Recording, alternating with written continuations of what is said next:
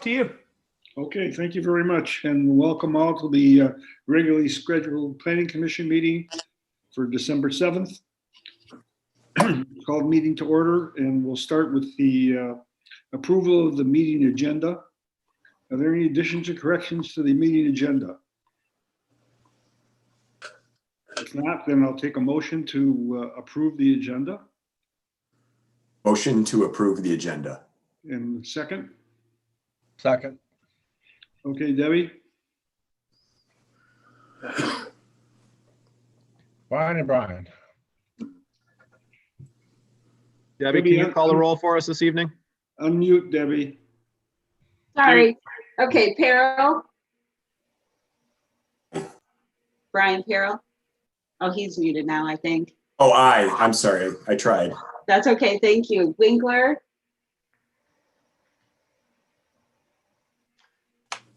Winkler. Brian Winkler. Brian Winkler. We need your approval. I saw him nod. Thank you. Okay. Reback. Aye. McKeever. Aye. Weber. Aye. Kareem. Aye. Haber. Aye. Thank All you. right. We'll move on to the approval of minutes. Are there any additions or corrections to the minutes? I hope not, Larry. Thank you. If there's no additions or corrections, we'll take a motion to approve the minutes. Do I hear a motion? I make a motion to approve the minutes. Do I hear a from, second? the Second. November 9th meeting. It's moved and seconded. Debbie, it's to you. Winkler. Aye. There you Reback. Aye. Weber. Aye. Peril. Aye. McKeever. Aye. Haber. go. Aye. Thank you very much. Moving on. Update of activities in the township. Bill, what do you have for us? The ZBA did have an agenda. There was an item before the ZBA that was denied. But we also did elect the officers, and they're going to remain the same. Rusty's going to remain the chair, Clarence Mills the vice chair, and Bob Misterly will remain the secretary. Is that it, Bill? That's it. Okay, George, what do you got from the township board? So the board had a meeting on November 17th. I guess the most important item there is we approved the 2021 budget. And I think overall the board did a nice job of being fiscally conservative with our taxpayers' dollars. We continue the discussion on implementing or adding an ordinance officer to the township. And we've had several discussions on that, and we'll continue that discussion in the meeting tomorrow night. We did approve the amendment to the zoning map for 311 Martin Road, which is the Pulte subdivision that we've reviewed at the last Planning Commission. Outrun Hunger held its event in November, and while it was a chilly day, they did a great job of being very mindful of the health department issues and ordinance. They raised over $21,000 for 2 local food pantries, one in Commerce and one in White Lake. So that was great. And the final thing, I'm not sure if I mentioned this in our November meeting or not, but at the December 26th quarterly meeting of the Board of Directors, we developed or we committed to put together a subcommittee to review all 145 parcels that the township owns, to develop a plan for each of those parcels, whether that's to hold it as green space, keep it as a pocket park, potentially sell it, either residential or commercial, but to have a plan for all township owned properties. And Dave Campbell and myself will be part of that subcommittee, as well as Jay James, who I see on the call as well. That's it. Very, very good. Okay, Brian Winkler. Larry, at the November 17th DDA meeting, That was an informational meeting as required by the state statute, and the meeting included a status report by Randy Thomas on the DDA properties, as well as a review of assets and liabilities. Barrington, the Shapiro parcel, is going to deliver their first units this month. And I think everybody would agree that the landscaping at the entrances is looking really nice, both at Welsh and at Martin Parkway. And for 5 in Main, it looks like as has been mentioned before, the apartments are going to be the very first portion of that development to be started. And the Aikens plans on being before the Planning Commission early next year with their proposal for the apartment buildings and also the Loop Road. And we did receive a letter of intent for Parcel K, which we call the orphan piece. Parcel K is on the south side of Pontiac Trail, just east of M5. And we're going to see a preliminary review of that, a proposed project that incorporates that particular parcel on the Planning Commission agenda tonight. And the purchase agreement for Parcel L, which was with Goddard Schools, is still on hold.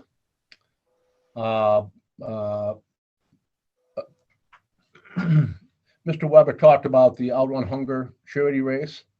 And the DDA has had a lot of issues with vandalism underneath the tunnel along M5 there. And we're trying to work out ways to try to mitigate that vandalism or find ways to cover it up when it occurs. And as we all know, that was the November 17th meeting was David Scott's last meeting, and we wished him well. Mark Stacy may have things to add. Yeah, Mark, are you here? Do you want to? Yes, sir. Just one thing, Larry, I did send out to everyone a link to Detroit Business article for Barrington. Hopefully you got a chance to take a look at that. It was very positive. He should have moved his first people in already, but it gave you great information and insight as to what he's doing out there. Layouts, sizes, dollars, that kind of thing. That's all I wanted to add. Thank you. Jason, anything on your end? Yeah, we have a couple sewer projects going on. One is the Newton Road force main. That'll be going on for several months. We're also wrapping up a gravity sewer north of the new fire station that's going to allow us to abandon a pump station. And then besides that, the other thing is the Dodge Park restroom, which is getting there. The shell of the building is up and the pavement's down. So they're working on the inside of that. Okay. Jay James, nice to see you. Anything going on? Nope. No. There's stuff going on, not as much Better than that. as has been. Of things of note, Zerbos has come in and they had their final inspection done last week.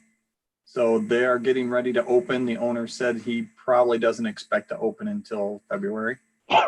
COVID depending, of course. And then the Comfort Care Senior Facility on Decker Road down by 14 Mile.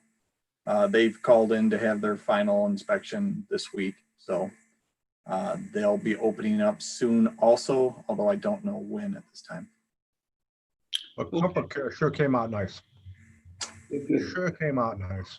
Good. It looks good. They actually, the part in the very back, they asked if they could do it in a phase. So they cordoned off the back section.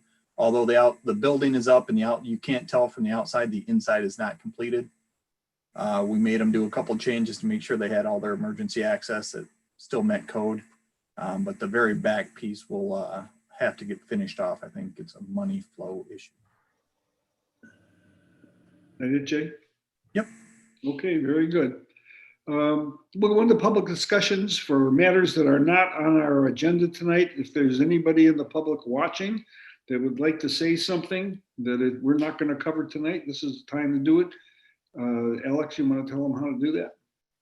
Sure. So you will press *9 to raise your hand, and at that point, you will press *6 to unmute. So if you'd like to contribute, press *9 to raise your hand. I should mention here too that we're having a public hearing for the project called Oak Hills, but any of the other items on the agenda are not public hearings. So if anyone from the public wants to speak to any of those other agenda items, this would be the chance to do it. So once again, callers at *9. We'll give it about 5 more seconds here.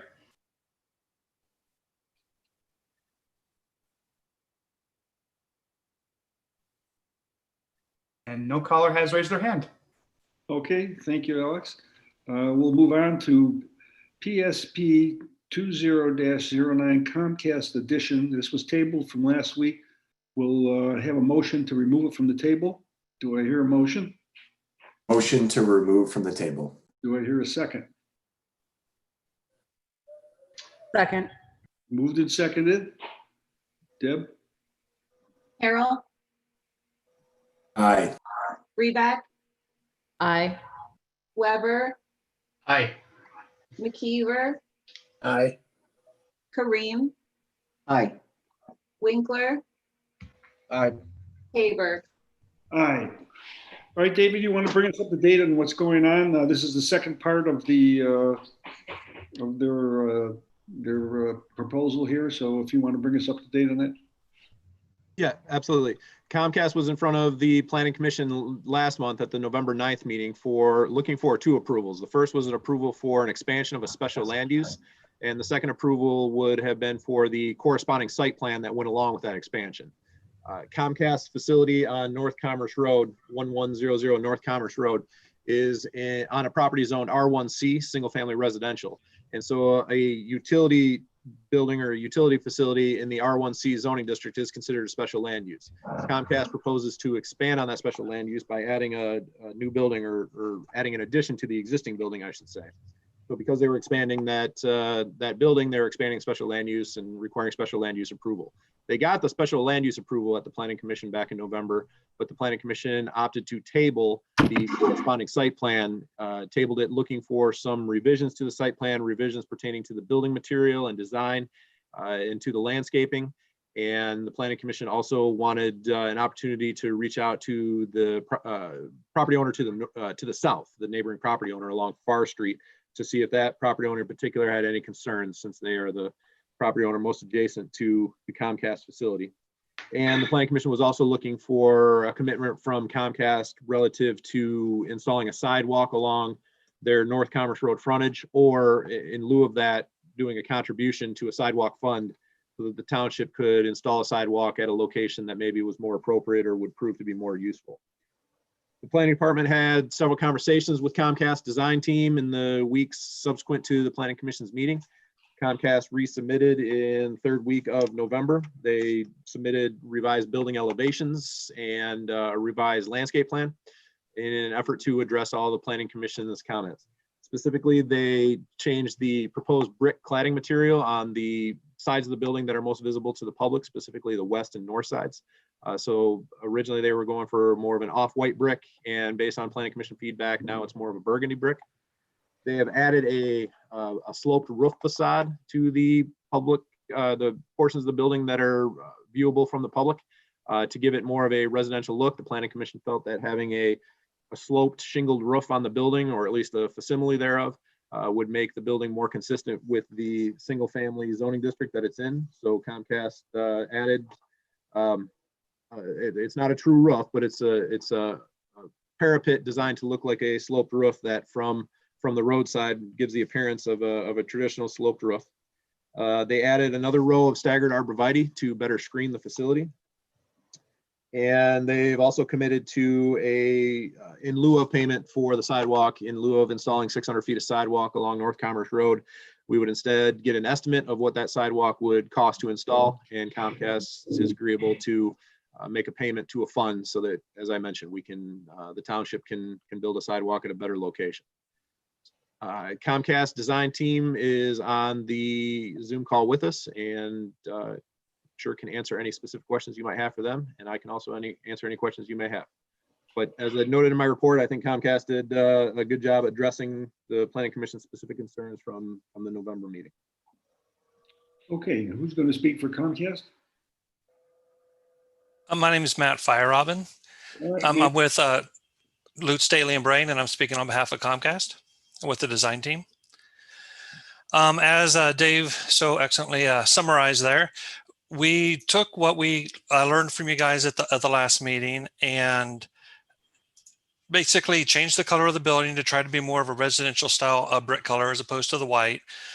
We went with a Menard style, basically a pitched roof appearance facade along the sides of the building or facing the road. The advantage of that is the illusion is that the building actually appears to be 4 foot shorter because the facade actually goes 4 foot down to cover part of the wall, in addition to going above where the original height of the building was. So the overall appearance of the building is as if it had shorter walls, and it gives it a more residential appearance. Is it okay if I share my screen? Sure, go do it. All right.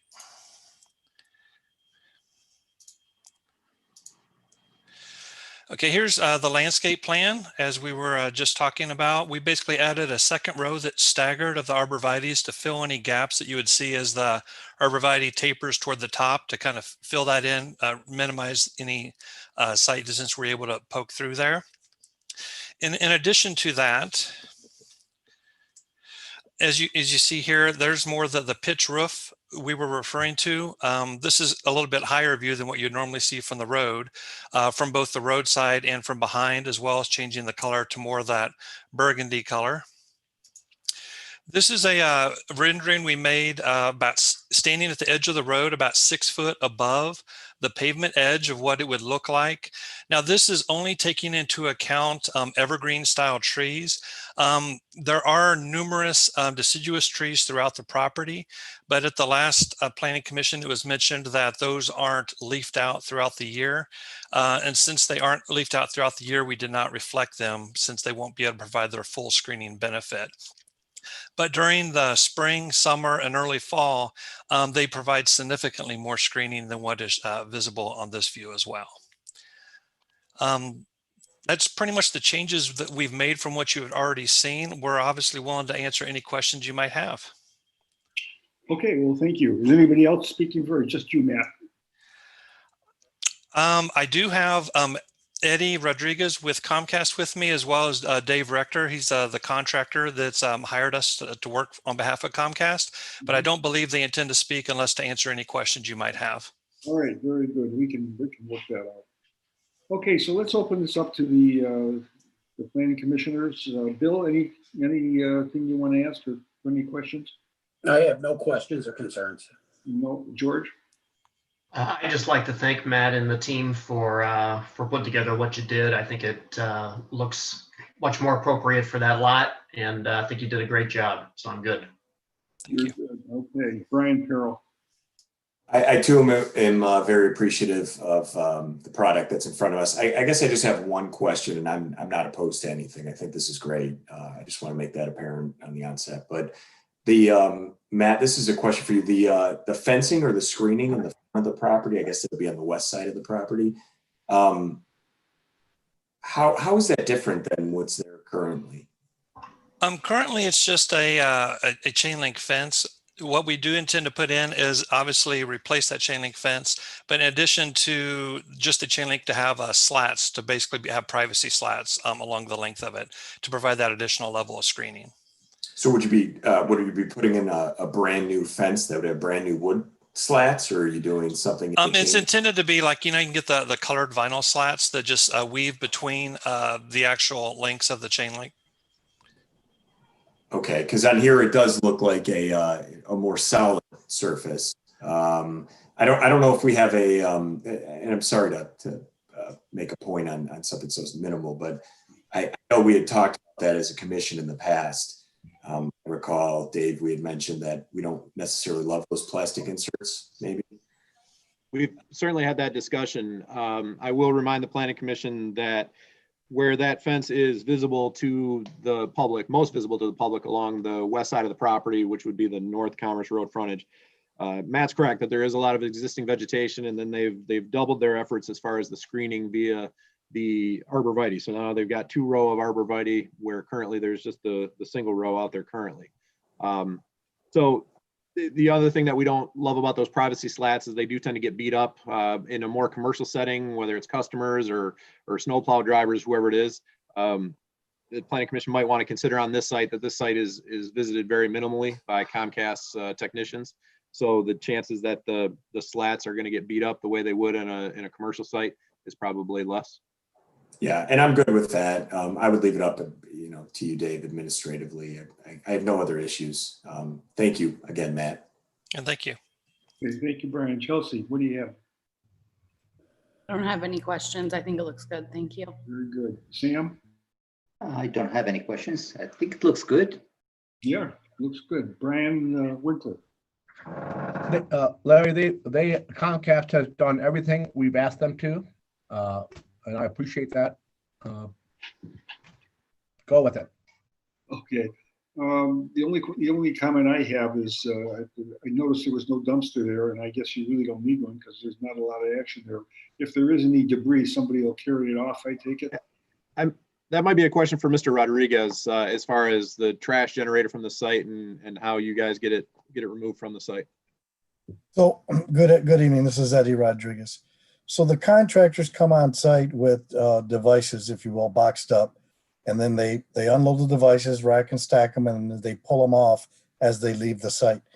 Our insurance carrier, FM Global, does not allow, per our insurance policy, any flammable product on the site.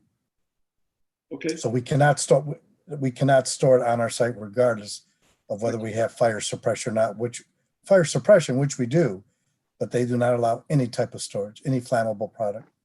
So again, product is brought on, taken off the same day. Okay, well, I appreciate that.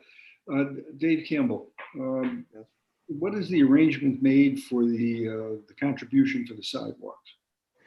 I'm confident that if the Planning Commission is agreeable to the in lieu of payment, that administratively we can agree upon what that amount should be. I would think that the design team could come up with an estimate. My township engineer could ensure that it's a reasonable estimate, and site plan approval would be conditional upon that deposit being made.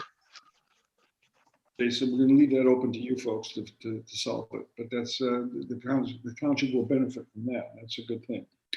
Okay, if there's no more comments, then somebody want to make a motion, either up or down, either way? I need one volunteer, George. I will make a motion to approve site plan PSP 20-07, a 2,277 square foot addition to the existing Comcast building upon 3.9 acres at 1100 North Commerce Road. Approval is based on a finding that the site plan satisfies the applicable review standards of the township zoning ordinance. Site plan approval is based on the following findings by the Planning Commission. There's a dedicated loading zone that is not necessary based on a finding that the use does not generate regular deliveries from large vehicles. A determination by the Planning Commission that Comcast will fund in lieu of a sidewalk path along North Commerce, an amount proportional to the cost of that sidewalk or path. To allow stop blocks in lieu of curbing for the proposed 3 parking spaces, the allowance of split face CMU on the east and north elevations, a waiver of the requirement for on-site irrigation and snow storage areas, as well as the following conditions: that the review and approval of engineered construction plans by the township engineer, fire marshal, and building department, that any signs are to be reviewed and approved under a separate sign permit by the building department, subject to Article 30 of the zoning ordinance. And finally, coordination with the planning department regarding the Planning Commission's determination regarding the in lieu of funds for a sidewalk or pathway. Very good, George. Thank you. Do I hear a second? I would second. Well, we got 2 seconds. We'll give it to Winkler. One of the Bryans. Debbie, it's to you. Weber, Aye. Winkler, Aye. Carol, Aye. McKeever, Aye. Reback, Aye. Kareem, Aye. Haber. Aye. Matt, Thank thank you for being so attentive and listening to what we had to say and getting it done. It looks going to look pretty good. I think the public will be happy with that. Thank you very much. Thank you. We appreciate it. Okay. And we're going to move on here to item number H1, which will be PSU 20-06 Oak Hills. This is a special land use, and then we will have a public hearing. And Dave, you don't forget that you're going to read in an email that you just got. So we'll do. Thank you for that reminder. Yep. Okay. So you want to fill us in on what's going on, and then we'll hear from the petitioner. Sure. So the subject property for this one is the southeast corner of Glengarry and Wixom Roads. It's an undeveloped parcel of 32 and a half acres. Pulte Homes proposes to acquire that property and develop it with 78 single-family homes and title the project Oak Hills. This is a property that's familiar to the Planning Commission for a few reasons. One, back in 2006, the current property owner was seeking approval to develop the property, again with 78 homes, because that's the number of homes that this property is effectively zoned for. Current property owner is Ralph Franzo. Mr. Franzo got condominium site plan approval from the Planning Commission and the Township Board back in 2006 for those 78 homes. But then 2007, 2008 hits, the economy goes in the tank, and that project never came to fruition. And in the meantime, the site has remained idle for all these years. Pulte Homes came in front of the Planning Commission, I think 2 years ago, looking to develop this property, but to do it as a planned unit development, a PUD. And the reason they were looking to do it as a PUD at that time was they were trying to develop it with 91 homes and do it with smaller lots. And the goal of a PUD is to have the outcome of a better project than what could be accomplished under the base zoning. Based on preliminary discussions with the Planning Commission back in 2018, what Pulte heard from the Planning Commission was that 91 homes was too many rooftops for that property. Planning Commission felt it was too dense and felt that the lots were too tight, and recommended that Pulte take a different approach on it. Pulte took that approach over the course of the last couple of years and is now back in front of the Planning Commission looking to develop the site consistent with its existing R1B zoning, which is to say 78 units, same number of units that Mr. Franzo was approved for years ago. The key difference this time, though, is Pulte is pursuing this project as a open space cluster development. So the cluster development option, which is in Article, I think, 32 of our zoning ordinance, is intended to be something of a win-win for both the developer and the township. The developer is able to cluster the houses together, make the units smaller than the minimum lot size that would otherwise be required by the base zoning. So in this case, R1B base zoning is 12,000 square foot minimum lot size. Pulte is looking to cluster the homes together to a minimum lot size of 9,000 or 9,100 square feet. The lots would still be 70 feet in width, which is the minimum required for the R1B zoning district, but the lots wouldn't be as deep. So instead of being 12,000 square foot, they'd be more like 9,000 square feet.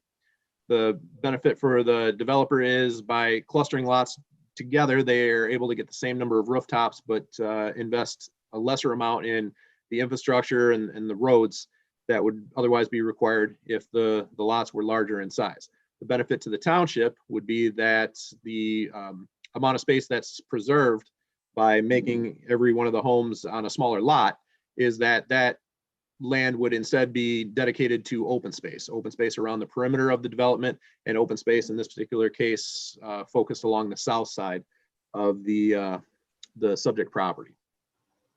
So the cluster option then makes it a special land use, which is why the Planning Commission is required to have a public hearing this evening. Anytime we have a special land use, we're required to have a public hearing per state law. As part of the special land use, Pulte was required to install a sign along both the Wixom and Glengarry Road frontages, alerting anyone passing by that there was a special land use proposed. We sent a public hearing notice out to every property owner within 300 feet of the subject property. And we also published a notice in the Oakland Press notifying the public of this public hearing for the special land use. Pulte is proposing to develop this in two phases. Phase one would be, I think, 38 homes. Phase two would be 40 homes for a total of 78.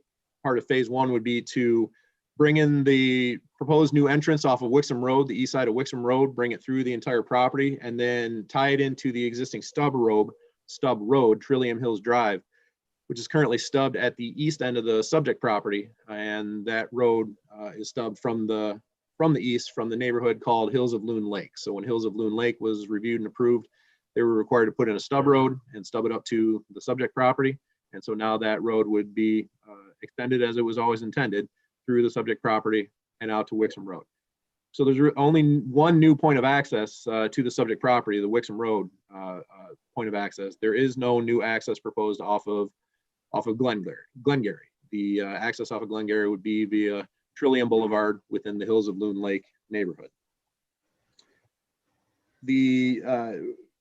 Mr. Haber mentioned that we did get an email this afternoon about this proposal, and that email I think was a good question, and I think it's worth mentioning as part of my presentation, which is Pulte is committing to keeping construction traffic for this project only or exclusively via Wixom Road. In other words, construction traffic would not be coming and going to this project site via the existing Trillium Boulevard and Trillium Hills Drive, which is obviously something that the residents of the Hills of Loon Lake would want. The traffic study was conducted for this proposal. The traffic study recommends that the project be reevaluated before phase 2 commences, because to go out and do traffic counts right now in the middle of the pandemic is not a great time to do traffic counts in terms of accuracy. A lot of people are working from home, the kids aren't going to school. So hopefully by the time Pulte gets to phase 2, we'll be out of this pandemic, and that would be a better time to do updated traffic counts and then make a determination before Pulte is allowed to move to phase 2, whether any improvements would need to be made. The potential for improvements exists with the entrance off of Wixom Road. They're close to requiring a southbound passing flare so that folks who are turning left into this new neighborhood would not impede southbound through traffic. And the other thing that the traffic engineer would want to look at before they Pulte starts with phase 2 would be the existing traffic signal at Wixom and Glengarry roads, the operation of that traffic signal, and whether more green time would be warranted for the northbound to westbound left turns. Pulte has submitted their draft master deed and bylaws. They've made some changes via conversations with the planning department, with the township attorney, specifically a reference to the township's what we call the anti-monotony standards within Article 27 of our zoning ordinance. The intent of those anti-monotony standards is so that every house looks a little bit different from the houses next to it, so that you don't have the monotonous look of one house after the other all looking the same. The other reference is a prohibition on variances for the future homeowners to seek variances on any of these lots. That's meant to be a protection for the homeowner, the builder, the developer, the township, so that everyone knows going in that you're committing to build your new house and the deck and everything that goes along with it within the established building envelope. What we're trying to avoid is a situation where the builder maxes out the building envelope but doesn't put on a deck is really the big issue that comes up frequently. Builder maxes out the building envelope, doesn't leave any space for a deck. Homeowner comes in 2 years later wanting to put in that deck that they've been dreaming of ever since they bought the house, and they find out that they can't do it without a variance because the builder already maxed out the building envelope. That puts the homeowner and the township in a tough situation. So we try to avoid that right up front when these new site condominiums come along. That is my best effort to summarize this project in a reasonable amount of time. Pulte is on our Zoom call this evening, represented by Joe Score, and also Pulte's engineer, Mike Knowles from the Umlar Group. I know that Mike would like to make a presentation on Pulte's behalf, so unless anyone has any questions for me, I would recommend we turn it over to them. Nope, thank you, Dave. Very good job as always. Mike, do you want to give us your presentation? And I hope it's not too lengthy. No, it's very short. Thank you very much, sir. I'm going to share my screen now.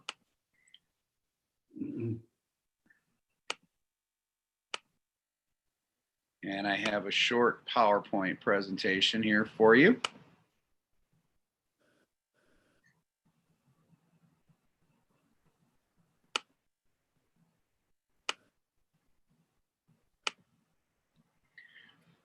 Okay, good evening. My name, as Mr. Campbell mentioned, is Mike Knowles. I'm with the Umlar Group. I am representing Pulte Homes of Michigan tonight. Mr. Campbell did a great job of laying this out for you, and I have some graphics that will help visualize exactly what we're talking about doing here tonight. Whoops, there we go, there's the control. As Mr. Campbell mentioned, there were two other proposals before this. Both of these proposals are the old proposals. The one on the left, which is the red plan, was the one that was approved in 2006 for 78 lots. They were 80 by 150 deep. Couple things to notice here is that the lot lines go all the way out to the road right away on Wixom Road and on Glengarry Road, and they go all the way to the ITC corridor right of way. They even extend onto the south line. This is the wetland. It's a wooded wetland on the south end of the site, where the wetland is actually on the lot and there's no wetland buffer down through here. And they have 3 detention basins that are going to be developed here, here, and here. So there's virtually no trees that would be saved under the 2006 78 lot development. The one on the right is the PUD that Mr. Campbell mentioned that we came in front of you in 2018 with 91 lots. They were 60 by 120 feet deep. The benefit of this plan was some very large wooded buffers along the entire perimeter of the property. However, as Mr. Campbell mentioned, the thought was that that was too many rooftops for this current property. The current iteration of our plan combines the best aspects of both plans. It's 78 units, so it's a density consistent with the by right R1B zoning. And also, because we're taking 3,000 square feet from each lot and putting it into open space, it also has some great buffers, which I'll show you in a moment. So here's the current plan that we're looking at today. Again, 78 total units. But what we've done is we've created a buffer strip along Glengarry Road and along the south end of the property. And then we've got some new landscaped buffers that are going to be on the Wixom Road side and the ITC corridor side. Show you those in a little bit more detail in a moment. You can see over here, the open space required underneath the cluster ordinance is 5.37 acres. We've provided 6.59 acres in open space. So we've exceeded that open space requirement. What this does is it preserves the Glengarry viewshed. It looks like a very natural forest along Glengarry Road at this time. It's going to stay that way by preserving this buffer on the north end. We've got the frontage path, which you can see meandering around some of the saved trees along the north side. And it's a straight shot because there are no existing trees along the Wixom Road frontage. So we have the frontage paths, the tree saves, as I mentioned. There are on-site walks. We have sidewalks on both sides of the road so that we can have some great pedestrian connectivity to the on-site and to the off-site path network that Commerce is known for. We're able to buffer the ITC corridor. There's a large high transmission tower down in this corner that is effectively screened by the open space and tree saves. And also you can see that existing wetland I pointed out on the last slide you can see the buffer around it as well. We've got a great comfortable buffer around that existing wetland. If you look at it in terms of density, because we are now at the straight zoning density, 35 is the gross acreage. As Mr. Campbell pointed out, it's 32 and some change on the net, and 78 units. That's 2.2 units per acre. If you look at the densities that we've calculated for the surrounding developments, Commerce Meadows and Stratford Villas obviously is a much higher density. But if you compare it to Hills of Loon Lake, who we're adjacent to, we are virtually the same as they are. Greenbrier is a little more dense. It's 23 acres and 100 units, about double the density that we're proposing for this particular project. Oak Hills will have some very handsome architecture. You can see I selected two photos of the proposed homes to show you tonight. We submitted a full architectural package that shows about 5 different floor plans. Each floor plan has about 4 or 5 different elevations on them. So we're able to meet all of the monotony standard requirements within the development. I picked these two because you can see it's a great mix of both a facade that has a lot of masonry on it on the left, and also a facade that has less masonry on it, but is a very classy looking home. Pulte has done some great things with craftsman style architecture on this home. You can see the fish scale siding up above, along with you have 2 different types of fish scale. You've got some clapboard siding, you've got some stone, some nice columns, and some craftsman brackets that really gives this property character. So you can see how we are able to meet the anti-monotony standards by having very different looks. And I also wanted to throw in some photos of the interiors because they're fantastic plans, open floor plans, beautiful homes. One more slide with the architecture. I wanted to point out here that there is a 3-car garage option. So you can buy an additional bay.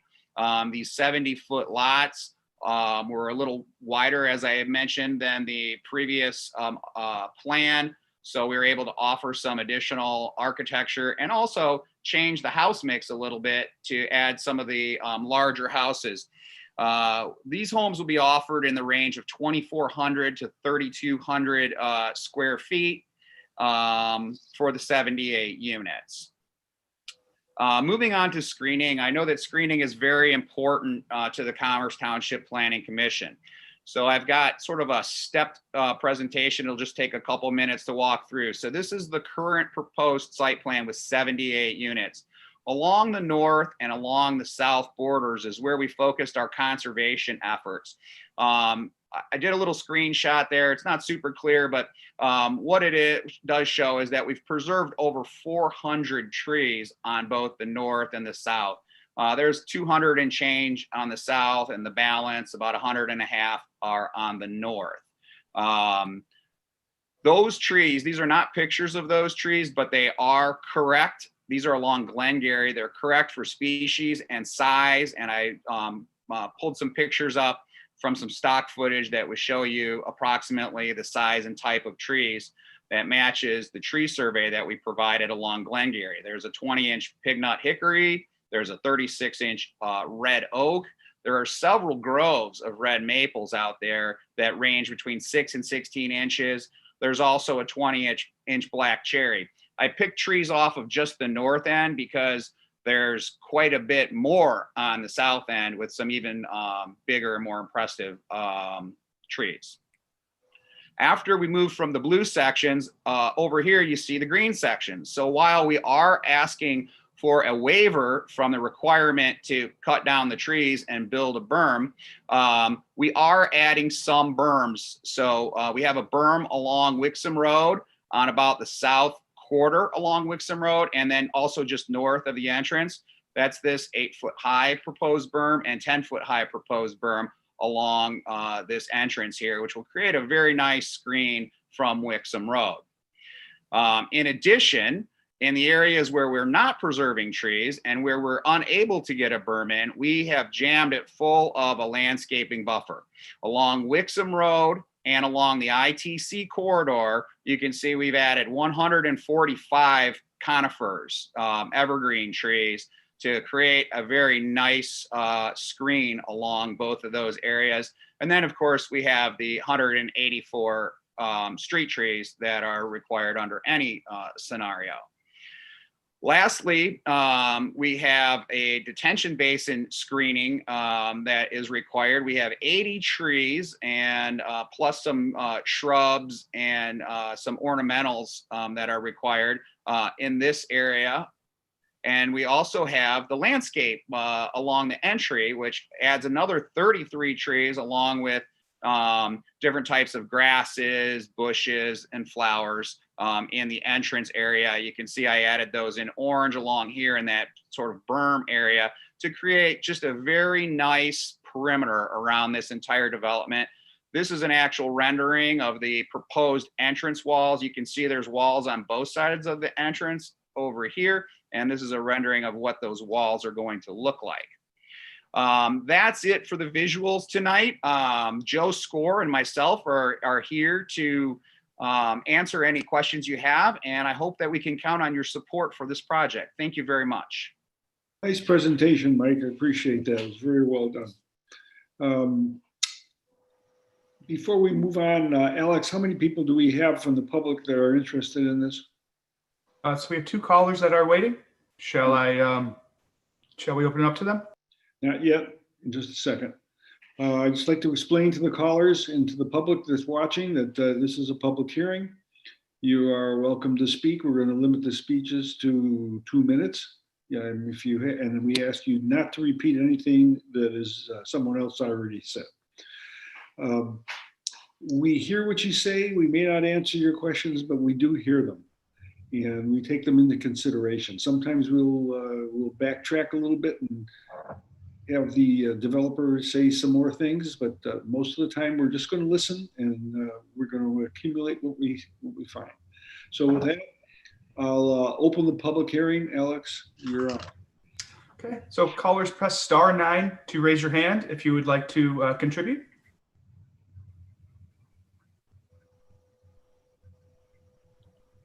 And we'll ask the callers to identify themselves with their name and address, please. So once again, that's *9 to raise your hand if you'd like to speak. Give it a few more seconds here to see if anybody would like to speak. And nobody has raised their hand. Okay, with that, we'll close the public hearing. Larry, Mr. Haber? Yep.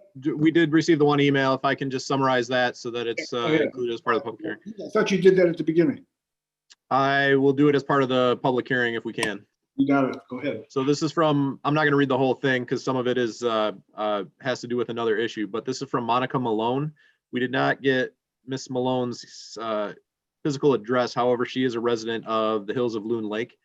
Her comment was to ask the Planning Commission to require that Pulte only use their Wixom Road access point as their construction entrance and to not allow construction traffic to travel through the existing neighborhood, which is the Hills of Loon Lake.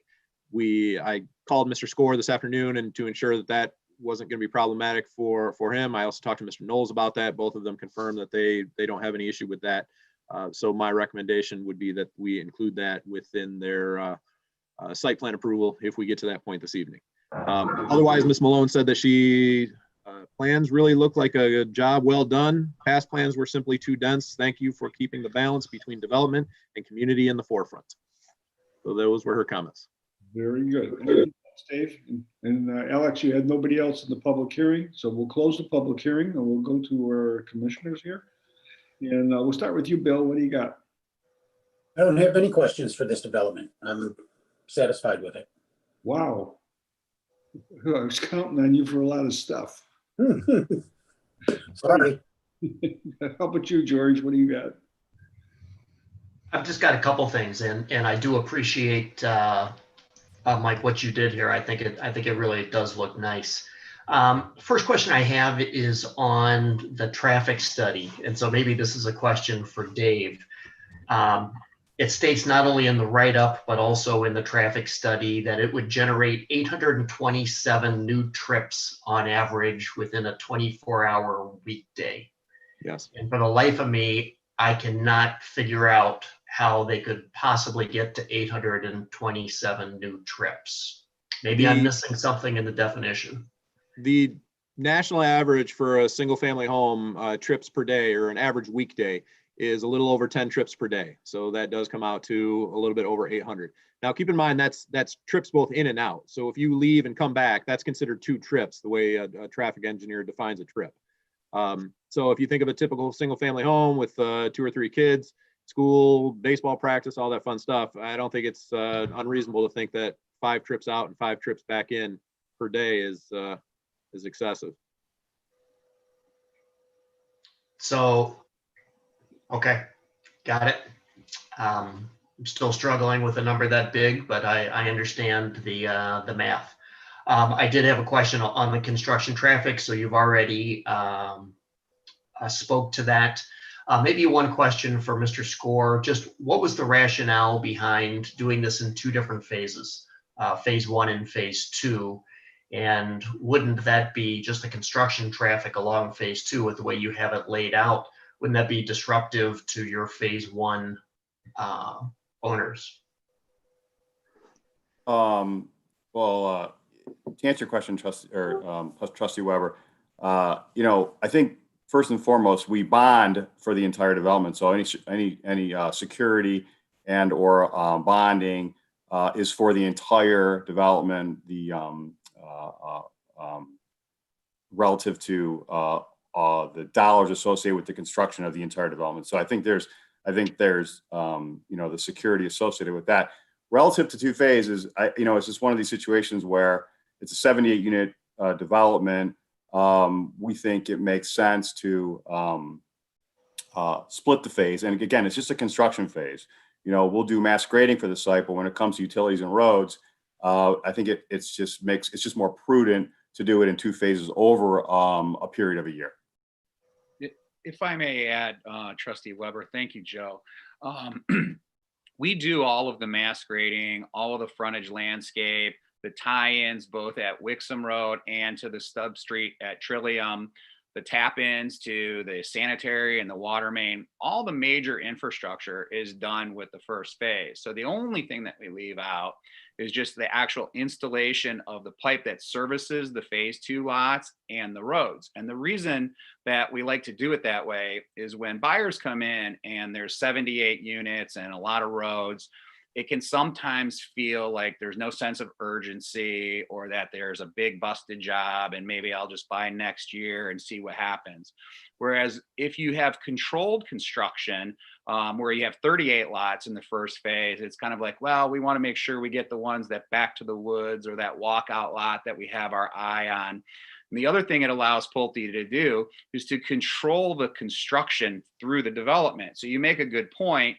They'll still be coming through the Wixom Road entrance, but that phase 2 immediately turns left as soon as you get in through that Wixom Road entrance. And so as those homes are finished out in that first phase, there won't be as much construction disruption for those homeowners as you go. So it's a way of not having it be a spotted cat all over the entire property.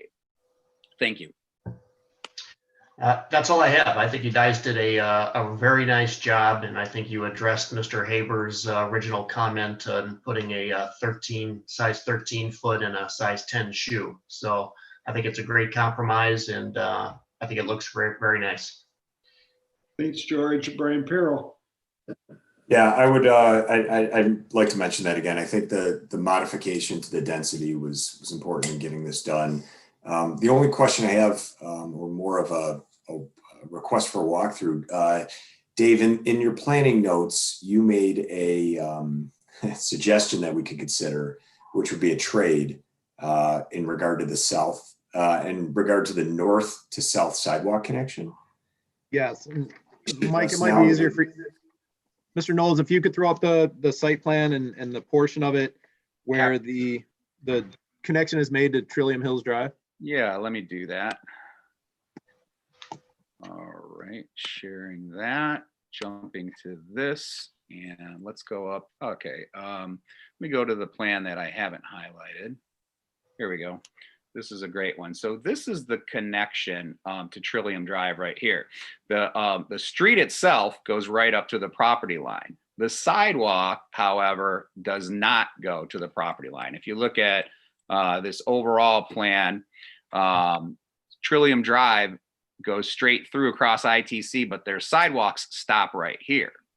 So what Mr. Campbell is suggesting is instead of putting this, let's call it 200 feet of sidewalk in to connect out to Glengarry Road, how about we rotate it to the 3 o'clock and have it connect into the Trillium Drive, the Hills of Loon Lake property.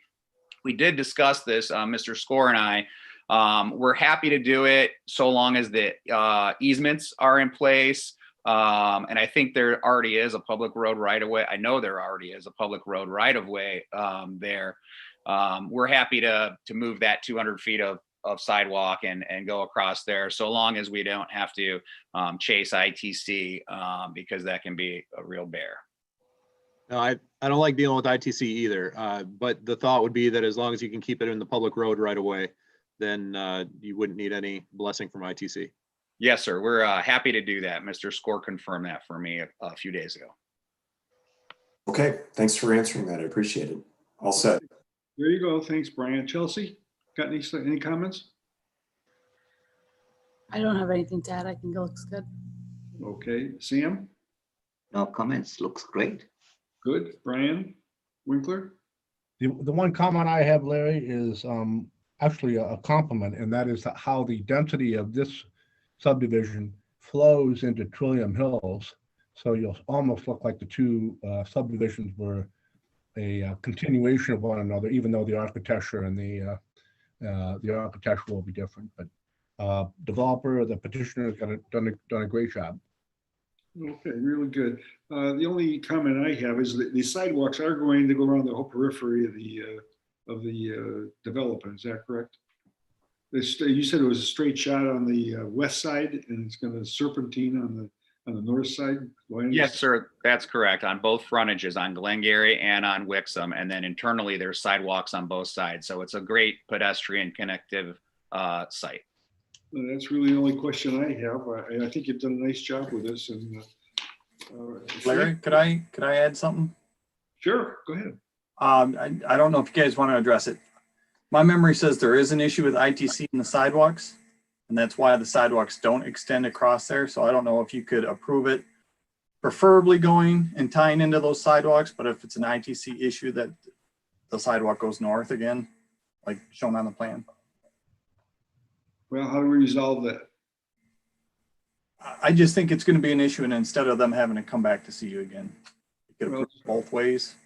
We can just have Dave handle it administratively at that point. I think administratively, between myself and Mr. Knoll's office, we can find the best option. Yeah. Okay. I have really not much more to say, and I want to thank you people for actually listening to us. A lot of people don't do that, and this is going to work out really well, and I think it's going to be a benefit to the community. So I really appreciate you doing that. So we need to add in the approval of this about the construction traffic. So whoever makes a motion, please add that in, and we'll let's have a motion now to.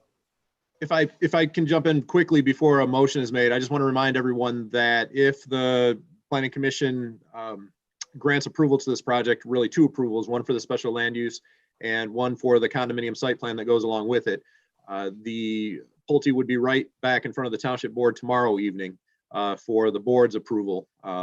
Because anytime you have a new condominium, it's a two-step approval, Planning Commission and then Township Board.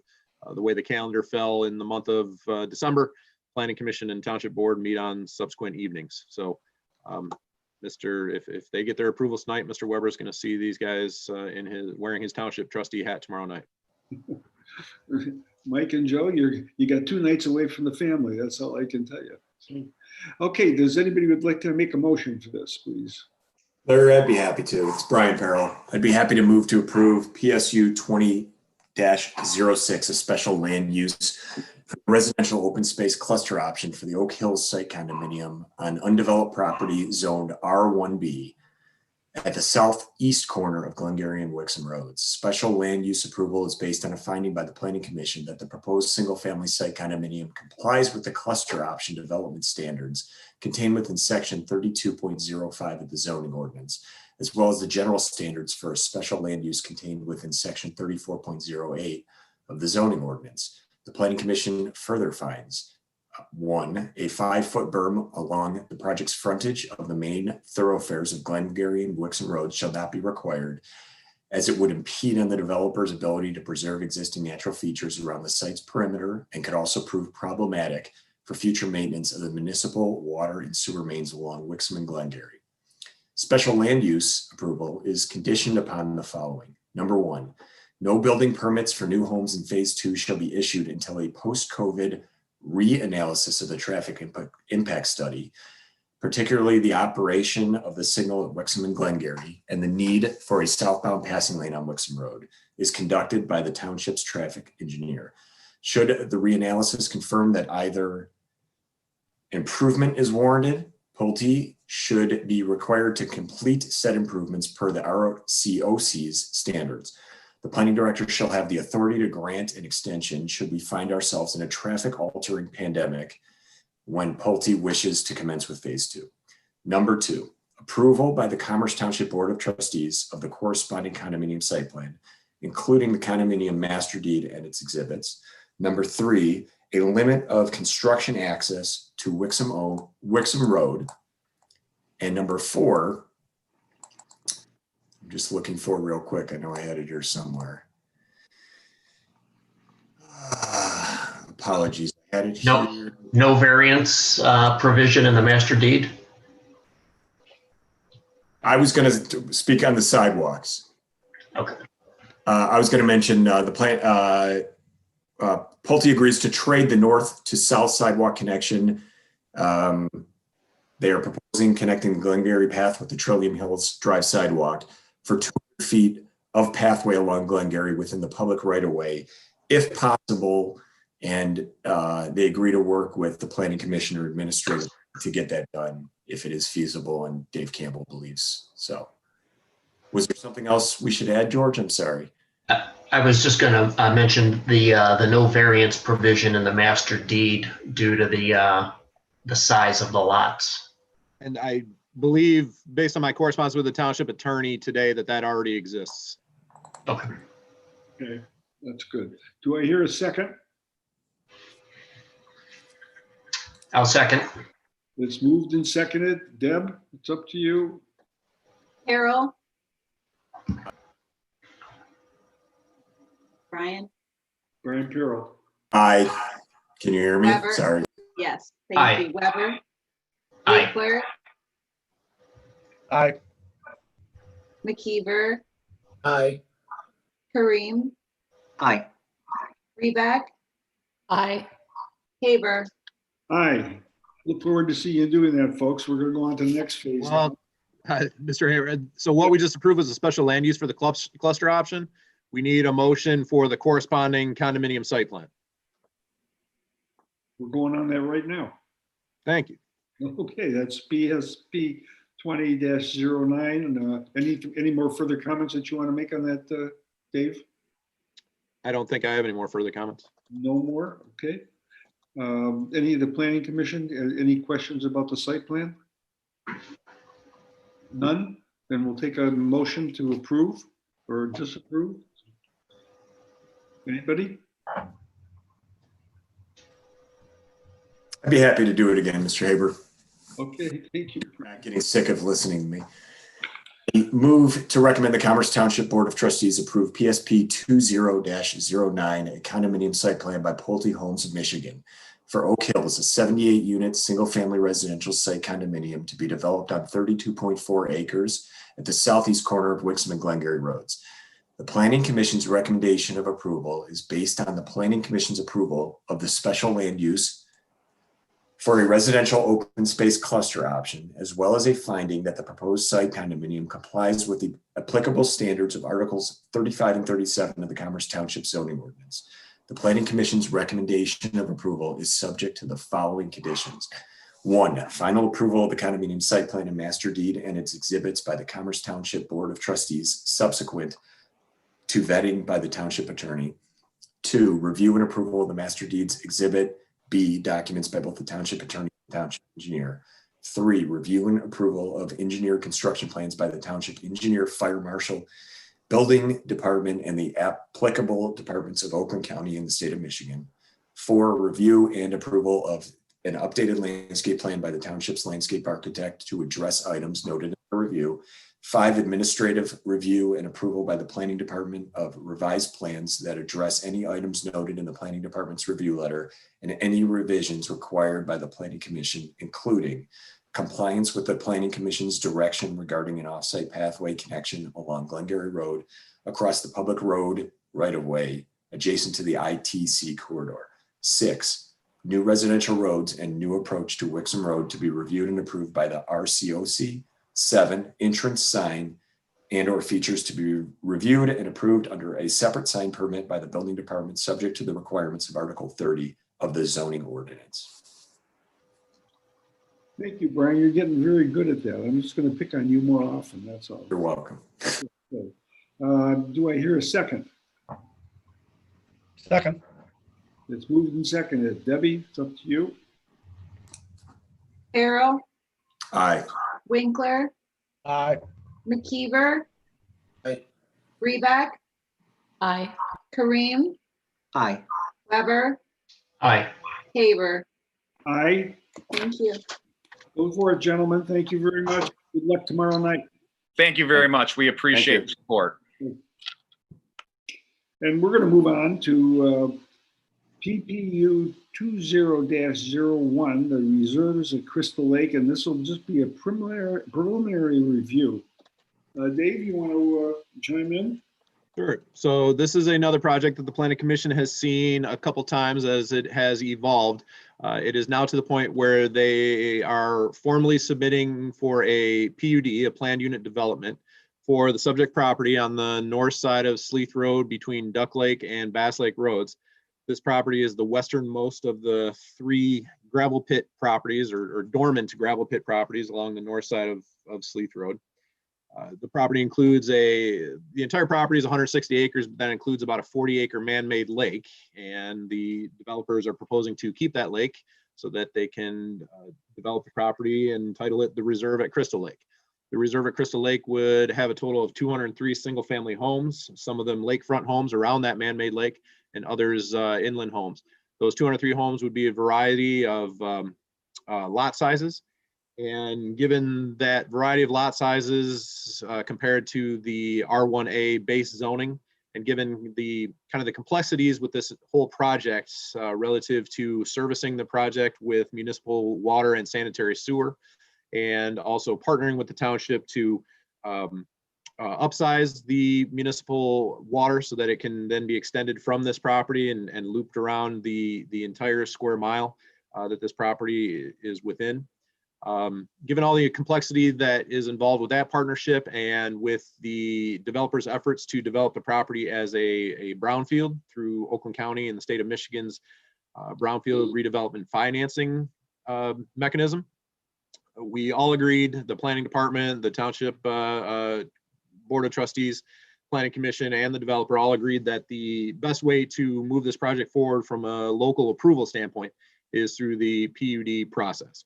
So this preliminary review meeting with the planning commission is something of the formal kickoff for that PUD process. There are several steps still to go. The project would come back before the planning commission for a public hearing with a full PUD submittal. And the planning commission would then have the option to make a formal recommendation of the PUD to the township board. Once that happens and it proceeds to the township board has the authority to give final approval to the PUD, which would include the PUD agreement and the PUD plan that would go along with it. Once that happens, the developer will come back to the planning commission at least one more time with a fully developed site plan for this entire project. And that fully developed site plan would be consistent with the development plan that was included as an exhibit to the PUD agreement. So as I mentioned, this is something of the kickoff step for that whole PUD process. As I mentioned, 203 homes are being proposed. I mentioned all of the, I'll call it a partnership with the township in terms of servicing the site with municipal infrastructure, but then having the ability to extend that municipal infrastructure consistent with the township's master plan. I don't want to go into a whole lot of detail on the project because the planning commission, as I mentioned, has seen this project as it's evolved several times in the past. So I'm happy to take a pause and answer any questions the planning commission might have. I know the developers team has a presentation that they would like to make. And I would remind the planning commission and the developers that the intent of tonight's preliminary review is to have an informal discussion. There's no action that is to be taken at tonight's meeting. It's essentially meant as an opportunity for the developer to bring this project back to the planning commission's forefront and receive any comments that the planning commission might have so that the developer can make an educated decision on whether they want to dive all the way in with developing a plan unit development submittal. So I'll pause there and answer any questions anyone might have. Okay, thank you. And I'm going to ask the presenters here to be concise and get, because it looks like there's quite a few of you. So why don't you tell us what you have to say and we're going to take a listen. Who's going to Sure, speak? thank you, Dr. Haber. This is Andy Milley. Can everybody hear me okay? Yep. Also with me tonight is my partner, Gary Jonah, Kelly Black from my office, who's going to run our PowerPoint presentation, Madeline Milley is an assistant with our firm, and John Thompson is a principal with PEA Group as our civil engineer who can answer any technical questions. So I'll ask Kelly to put up on their screen. We've got a very brief PowerPoint presentation, which we think will summarize the whole development. Next page. Our development team, as I said, is an affiliate between Gary Jonah's company, Whitehall, our company. Between the two firms, we've developed over 70 projects, including over 40 residential subdivision developments in the past 30 years. We do all the development, and then we typically sell to builders. We work with all top 10 local builders in our community and with 3 of the largest national builders in the country. So work in conjunction with them as well as custom builders. We're negotiating with 2 builders right now. Not one has been selected yet, but as we get further on the project, we'll be able to disclose who those builders might be as well as some of their product, but they would be very well received within this community. Professionally designed by PEA Group. This has had some extensive environmental review by PM Environmental. King and McGregor, one of the largest wetland consultants, is on board. And our legal firm is Sieber Kahn, who would eventually work on the PUD and master deed agreement with your law firm. Okay. Some of our development objectives are to develop a first-class, low-density, single-family residential home community. When we were before you last September, we talked about the possibility of doing either some multifamily or some attached condominium. And this body, very quickly said they wanted to see all detached single-family homes. So the plan you'll see tonight meets that goal. High-quality community with different size lots, different size homes, different price point homes.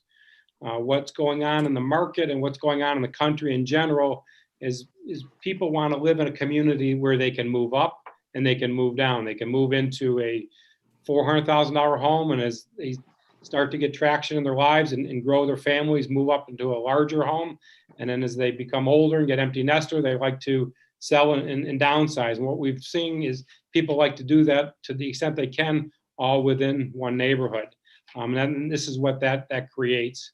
We're developing it in an environmentally sensitive manner, cleaning up some of the environmental concerns on the property, cleaning up the man-made lake into all a beachfront community, and preserving a lot of the natural buffer areas around the whole property.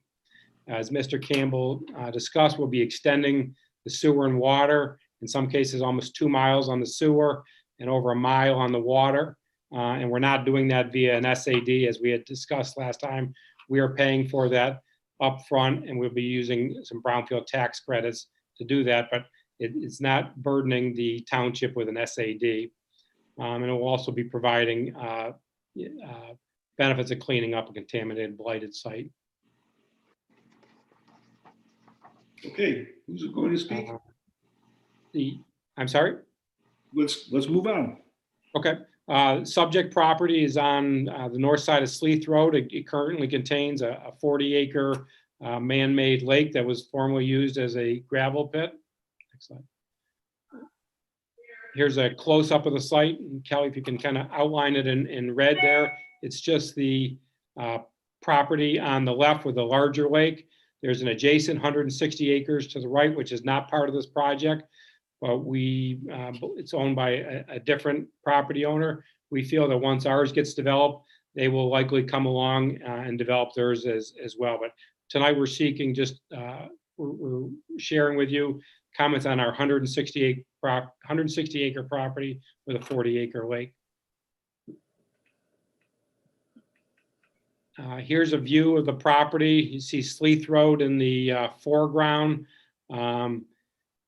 The overburden from the existing gravel pit you see on the right side, that would all be graded properly to have lots go right down to the edge of the water. The entire edge of the lake would be regraded to create beachfront lots. And as well as we'd have a common area beach where we're pointing the arrow right now, would be a common area beach. As you drive into the development, you would see the waterfront. So aesthetically, it'll be a beautiful development. Functionally, it'll be a beautiful development, and it's really taking a blighted site right now and really cleaning it up and putting it into use. This is a view of the west side of the property taken from the east. It just took this just a few weeks ago, and part of the importance of this is most of these trees are going to be preserved to act as a buffer to the neighborhood to the west. And this will be the view, standing on the east side of the lake, looking to the west. Let's go on to the next slide. This is a site plan of the proposed development. 2 entrance ways coming in on Sleeth Road. The main entranceway would be a roundabout, very monumental entranceway. We have 5 price points of lots. The yellow lots in the northeast corner would be 60-foot lots. The purple lots would be 83-foot lots. Excuse me, or the would be 83-foot lots. The blue lots are 105-foot lots, and the purple and orange lots are 105-foot lots. The orange ones that are pointed now are very deep lots. Those are 190 feet.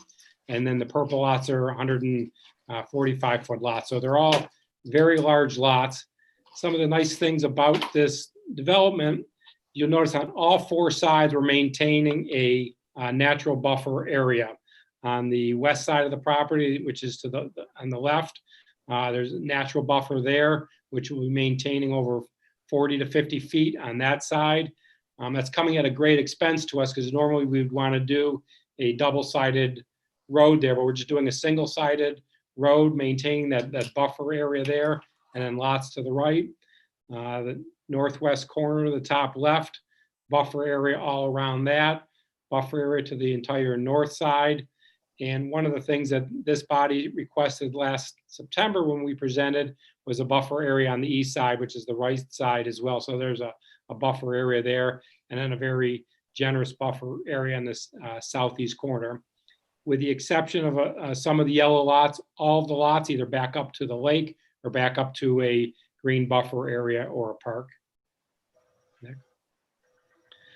Some of the design elements is the preservation of the natural buffer, the public park areas.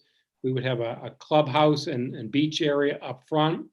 And as I mentioned, a total of 203 lots on 159 acres is a very low density of only 1.28 units per acre.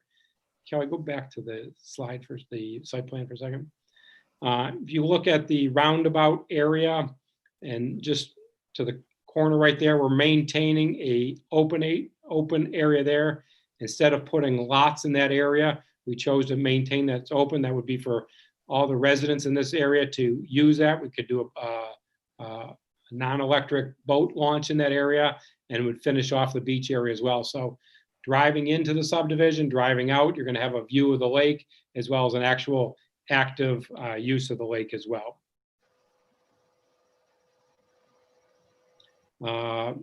Some of the design elements, these were the specific comments that you raised at our September meeting. You wanted to see buffer area at all 4 sides, which we did. At that time, we had a proposed plan of 232 lots.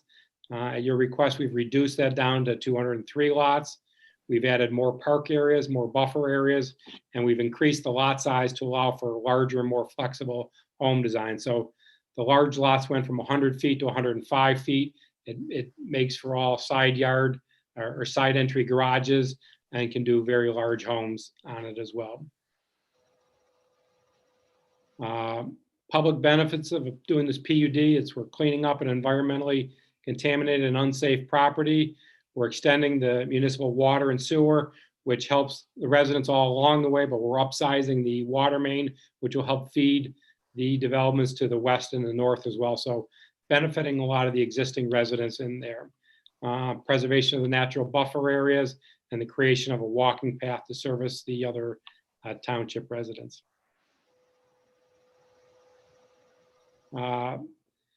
This is showing the property. And if you see the orange line going to the east is the sanitary sewer extension that's going for nearly 2 miles. We would be extending this at our expense via brownfield, but we're not doing an SAD. We're not burdening the township with an SAD. We would be the ones fronting the money for that. And the next slide is the, in the blue is the water line. Likewise, we'd be extending the water main all the way from the east and right across and all the way to the west side of our property. With that, we'll take any questions, either of myself, Mr. Jonah, or John Thompson, our civil engineer who designed the site, can answer any engineering or more technical questions. Okay, thank you very much. We'll start with you, Bill. Anything you want to ask these folks? Actually, I'm happy with what they've brought to the table so far. Okay, George? No, I agree with Bill. I think that the what they brought here is looks great. Okay, Brian. If you were asking Peril, I'm here, and I just have a question for the petitioner. Everyone else is great about it, but can you just talk really briefly about the extent of the contamination that'll be cleaned up? There was previous, for about 20 years, a mining operation on this, and with mining, they spilled some various hydraulic fluids, some leftover debris and buried debris and discard. So it's a combination of environmentally contaminated. It's not to the point where it's in the groundwater or it's contaminating anything else, but it does need to be cleaned up. And then there's probably 70 acres. Kelly, if you can go one of the aerials and show the overburden. There's about 70 acres of overburden on the site. This is the slide. On the right side, you can see all these are as much as 30, 40-foot hills that's containing fill, some environmental contamination.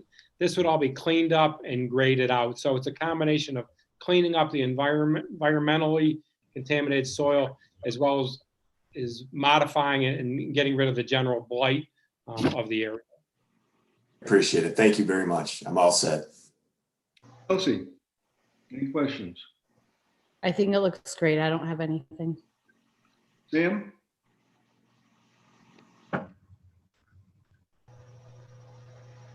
Sam? Kareem? Yeah, he's frozen there. I think he's... Okay, we'll move on. Brian Winkler? Larry, I like what I see, and I actually like the different price points, because it'll make the development a lot more marketable to a lot of different people. More to say. Okay, Sam, anything you want to join in? No comments. Actually, it looks really green. The only comments I have is there is 2 entrances which goes to the main road. I wonder why they are too close to each other's, but that can be addressed actually in the future when they submit the final. All right. Yeah, those 2. My comments are here. I've been driving by this site for a long time, and I'm going to be glad to see it gone. The traffic, the truck traffic, and it's not very pretty. I'm glad you folks are coming in there to help us clean it up, and the township, I think, is going to benefit from this greatly. So I appreciate that. Thank you. If there's any more that you want from us, you can throw some questions out to us too. And if there's anything more you want to say, if not, we'll move on. Well, we appreciate it. We listened carefully to your comments last September. We've incorporated that in. Your staff has been great to work with. We look forward to doing this. I don't know if this is the appropriate time. Can we get on? Can we set a public hearing for the January meeting, or just work with Dave offline on that? You can work with Dave on that. He can answer those questions. Dave, you want to answer them now? While we're here, we can all hear the same thing. We would need to see a full PUD submittal, and if it's ready to be on for a public hearing in January, we could certainly shoot for that. Obviously, we got the holidays in there, and people are going to scatter around that time. But we can, at least as I sit here today, I think we could strive for January. Okay, we'll follow up with you offline. But again, we appreciate all the efforts that your community has worked with us on, and we look forward to this. If I can give one quick update too, that's certainly relevant to this site. I confirmed with the road commission today that the intersection of Sleeth, Wixom, and Duck Lake Roads, which if you ever drive out there, it's a goofy intersection. There's two traffic signals right next to each other, and they're synced with one another. But the road commission recognizes that intersection doesn't function as well as they want it to, and they're saying tentatively scheduled for 2024. They're going to remove those signals, and they're going to reconstruct that whole intersection with a big roundabout. So that would dovetail nicely with the schedule for this project. That is the screwiest intersection. It's only outdone by the one in Brighton, where there's 14 roundabouts in just a short period of time. So, but we look forward to see you doing this, and I will tell you that our next meeting is tentatively set up for January 11th. So you can put that on your calendar. We'll be happy to hear from you from then. Thank you very much. Thank you. Thank you. Great presentation. Appreciate it. Thank you. Okay, moving on to item number 13, self-storage. This is going to be, by the way, on this Crystal Lake, there was no vote. So if any of you were questioning that, there was no vote on that. No, there was no action required this evening. So we're going to go to the self-storage, and this is going to be a conceptual review, and basically the same thing. We're going to hear what they have to say, and there'll be no vote on that also. So Dave, you want to fill us in? Sure. So Larry, Mr. Haber, you're correct that this is a conceptual review of the proposal for the undeveloped property on the southeast corner of M5 and Pontiac Trail. The prospective developers are a partnership out of Atlanta, Georgia, led by Jeff Miller and some of his colleagues who are going to be making a presentation on their proposal this evening. The property, if I can fly over there, bear with me one moment. Of course, I'm on the other side of town at Glengarry and Wixom. Just so everyone can get their bearings, if I can share the screen here. Whoops, where'd everybody go?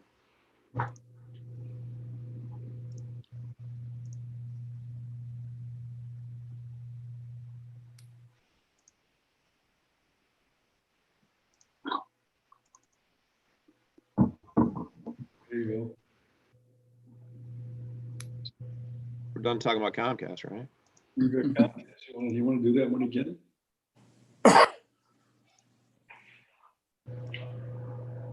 All right, I'm getting closer. Okay, so it's this property here. If everyone can see where my cursor is moving around, this long, narrow property at the southeast corner of the big roundabout that is M5 and Pontiac Trail.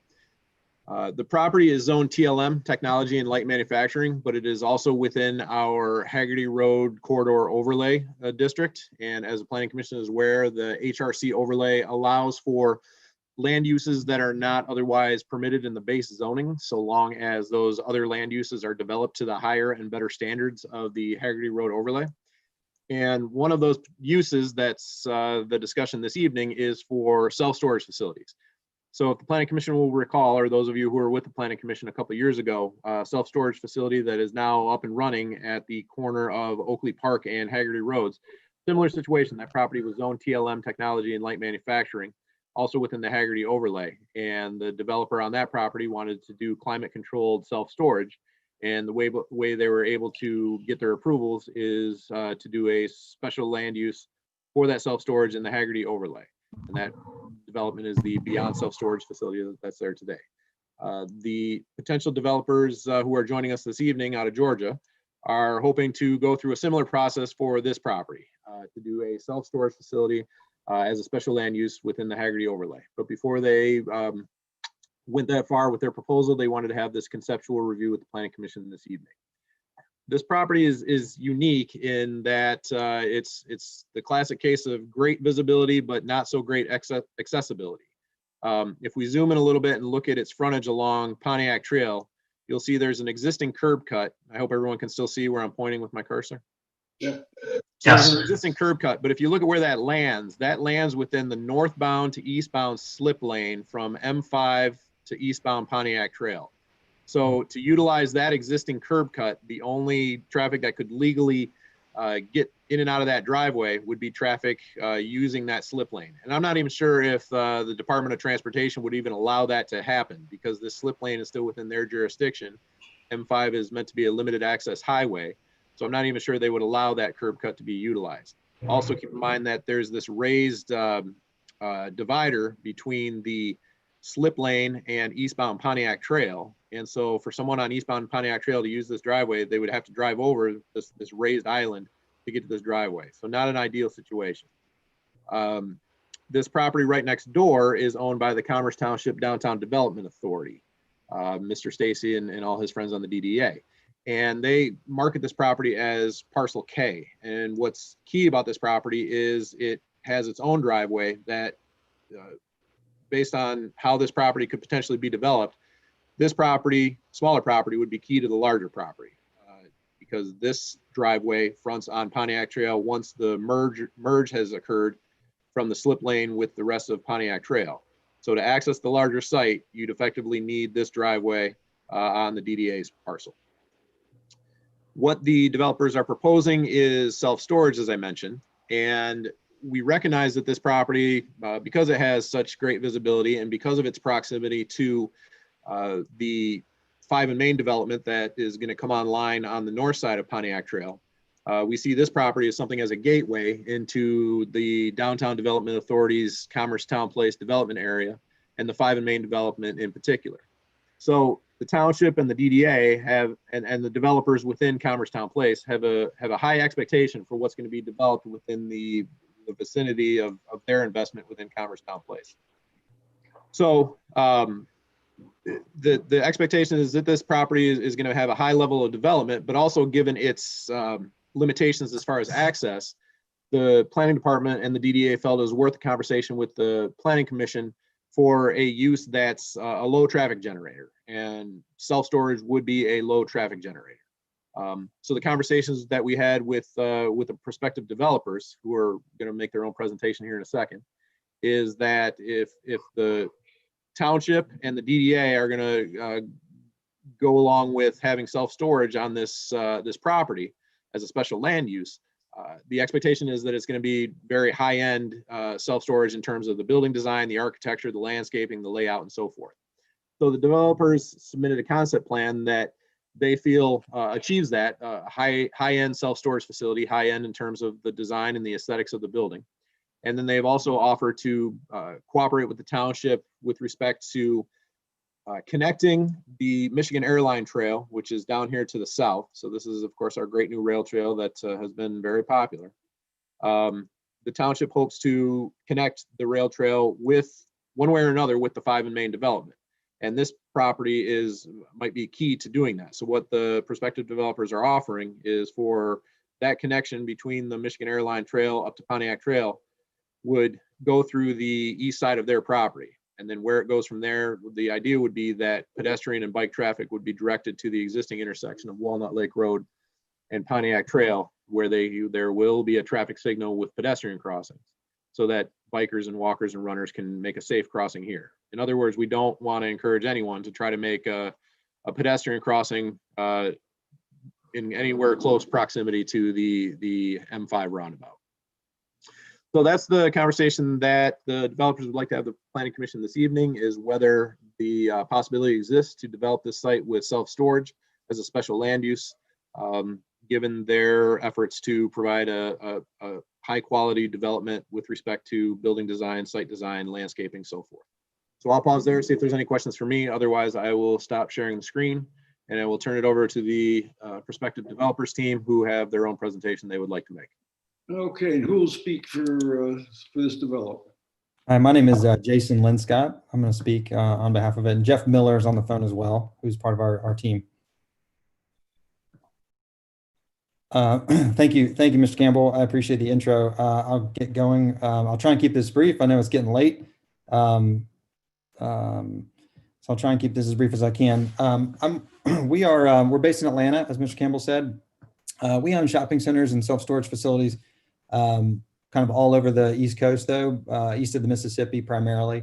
We own, between Jeff Miller and I, we own about 100 shopping centers and 36 self-storage facilities, of which we've developed all of them.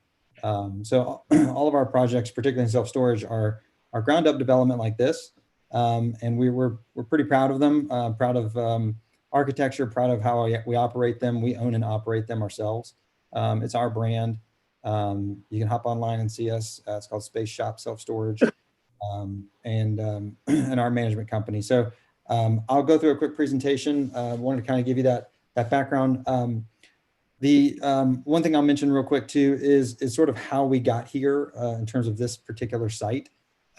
This site, as Mr. Campbell mentioned, a few things, has a lot of characteristics that make it a great site for self-storage and building a store. And we call them stores. To us, it's kind of a retail operation, but it's, these aren't good retail sites, because access is not very good. Visibility is good. I would say it's good on North Pontiac Trail along M5. There will be a strip of trees that remain along the highway. So primarily the visibility is as you come around the roundabout on North Pontiac Trail. So visibility is good. Access is very challenging for retail or any other type of use on the site, which is why we tend to like this kind of site, because it is in the middle of the community, part of the community. We want folks to know we're there. A lot of our, like any business, this is a lot of things are transitioning online. Internet marketing is very important, but what's really important is to be in the community, people to see you all the time. When they need your product, they come use it. And that's what we go for with our sites. I'm going to share my screen real quick. I'm assuming everyone can see that. This is the site, as Mr. Campbell mentioned. It's about 13 acres. There's some wetland in the back. It's about 13 acres, this long, narrow strip. We are, I'm gonna skip ahead real quick because just to sort of show you our product so you can sort of visualize what we do with self-storage. I know design's important to the township, and it's important to have something that looks really good. So this is kind of some examples of our stores, just so you can kind of get an idea. What we do with what we do generally with our stores is this isn't like a restaurant that might have the same brand. They have to do the exact same prototype everywhere. What we do is try and build architecture that what we feel fits into the community and works with that community. So some things are tall with brick and windows, and some things are shorter. It just sort of depends on the nature of the community. So I'll just kind of scroll through this real quick. You can kind of get just a feel for our facilities. These are our facilities. These are kind of our offices, how they feel. It's a little more sort of hip, modern. There's free coffee, free Wi-Fi. There's water. It's a great experience for customers. We try and really what we're trying to do is be the best store in the market. We always want to be the best store in the market and sort of have a central location. So hopefully this just kind of gives you a feel for our stores. And you can see the architecture is kind of different. It really depends on where we are. We want to sort of be a part of the community and be something that feels comfortable in the community. And some of these were actually older. Like this was a car dealership, if you can believe it or not. Some of these are just things that we've taken and really, really totally improved on. And the rest of these are sort of ground up buildings. So hopefully that kind of gives you a feel for the architecture. I just wanted to kind of do that so you know sort of the visual of what we try and accomplish on with our stores. This site, the way we've laid this site out, as Mr. Campbell mentioned, we are working with the DDA. We'd like to buy this parcel K, which gets significantly better access to the site, away from the roundabout and away from the slip lane. And then what we've done is we've built 2 buildings on here, or put 2 buildings on the site plan.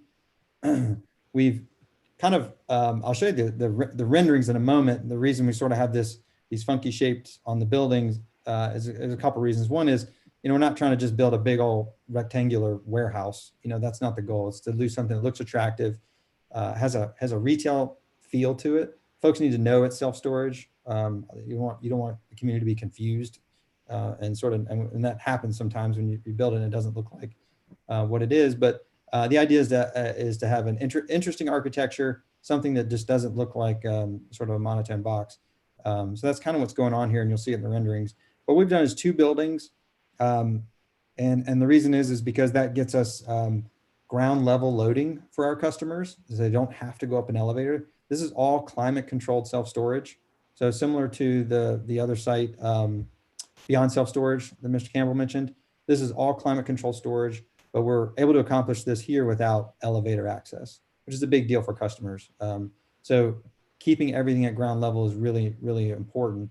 And then what we've done is by splitting the building is we get more access to folks, so they don't have to have super long travel distances once they get inside the building to get to their unit. So these are loading areas, these sort of white hashed areas. I can zoom in if you guys can't see it. You know what, next page is a little zoomed in. These are loading areas. What we do is kind of build a covered area here. So in inclement weather, folks can still load here, get in and out of both buildings under cover. And then they can sort of load on all sides. Another thing Mr. Campbell mentioned is we talked to when we came and met with the DDA and the staff, there's a lot of great ideas, and the trail connection seemed like a perfect idea here, which we've shown here on this site plan. We don't really have a strong preference for where the trail runs, whether it's west or east. I would say we do have a strong preference that it doesn't run right through the middle. I shouldn't say no preference. But whether it's on the top side or the bottom side of the site, we don't really have a strong preference. There's a lot of wetland area back here. We haven't delineated exactly where the wetland line ends. It's somewhere in here. So there could be an opportunity. I know in my neighborhood, we have a running trail that goes through a wetland area, and it's really nice because it sort of meanders a little bit, makes it a little bit nicer. So we're open to where this trail runs through. We'd sort of drawn it as an easement, maybe a permanent easement that goes through the property, but of course open to those suggestions. That's the general layout of the site plan. The visibility, so what we've done here is since we have some parking here, and I will mention parking for a second because the parking code in the township would require it's 1 parking space per 10 units. That would probably end up at about 60 or 70 parking spaces for this facility, which is, significantly overparked.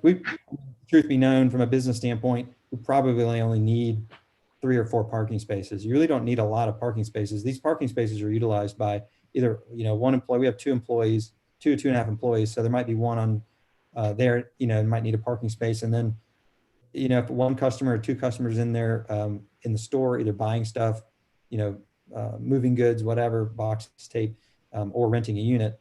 Any other time a customer comes to the store, of course, they're back here in these locations. They're not parking up here. So you really don't have a huge parking need. We've shown 10 parking spaces on here, which is more than enough for the business. And then what we've done is screen the front. We plan to meet the code for the screening requirements for parking. And of course, there's also the Pontiac Trail streetscape requirements that we would meet as well. So that parking variance is something we would like to ask for with this site plan, as well as of course the use permit. The south side of the site here, there's another property here. This detention pond, I believe, it's owned by maybe the Department of Transportation. But of course, our property line is right here, and then there's a tree line here. So we have I think it's about 175 feet of distance here, approximately. You can see it sort of changes. So what we've done is screened this with additional trees. Of course, we have a drive aisle, more landscape in the buildings, and I'll show you the renderings now. So this is the front rendering of the building. You can kind of see the ins and outs that I talked about, just kind of make it look a little bit more interesting, more like office or retail or something like that has a little more character to it, a little more going on than just a big box. And also mixing materials is really important to us. The materials here, and I have more detailed site elevations with material and material percentages, but what's going on here is a mix of color of bricks, hardy and ephes, and glass, of course. So for example, this lower floor is a brick, and on top of it is an ephes. Then we have more brick and ephes, and then as you go around, there's sort of a mix of hardy. I'm sorry, this is actually a hardy material, not ephes, but it's a mix of all those materials, which is what we think makes it look better. Is what we prefer to do. As you saw through all the renderings I showed you, there's a mix of stuff we can do. So generally trying to do what we think looks nice and then sort of fit it into the community. These are the parking spaces that I showed you, the 10 parking spaces. So this would be the store, the entrance to the store. So if customers for the first time would pull into the property here and enter into here. And this is where we would sell some boxes and tapes, and we have free water and things like that customers can stop by and get. These are the rear buildings. So this is sort of an elevation of the two rear buildings. You can see the gap here between the two buildings is up here. It's sort of hard to see, but that's what that is.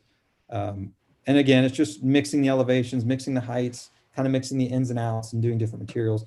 These green areas here are really just sort of added interest and to make it sort of appear as storage. These aren't storage doors that are actively used. And in fact, they're hardy.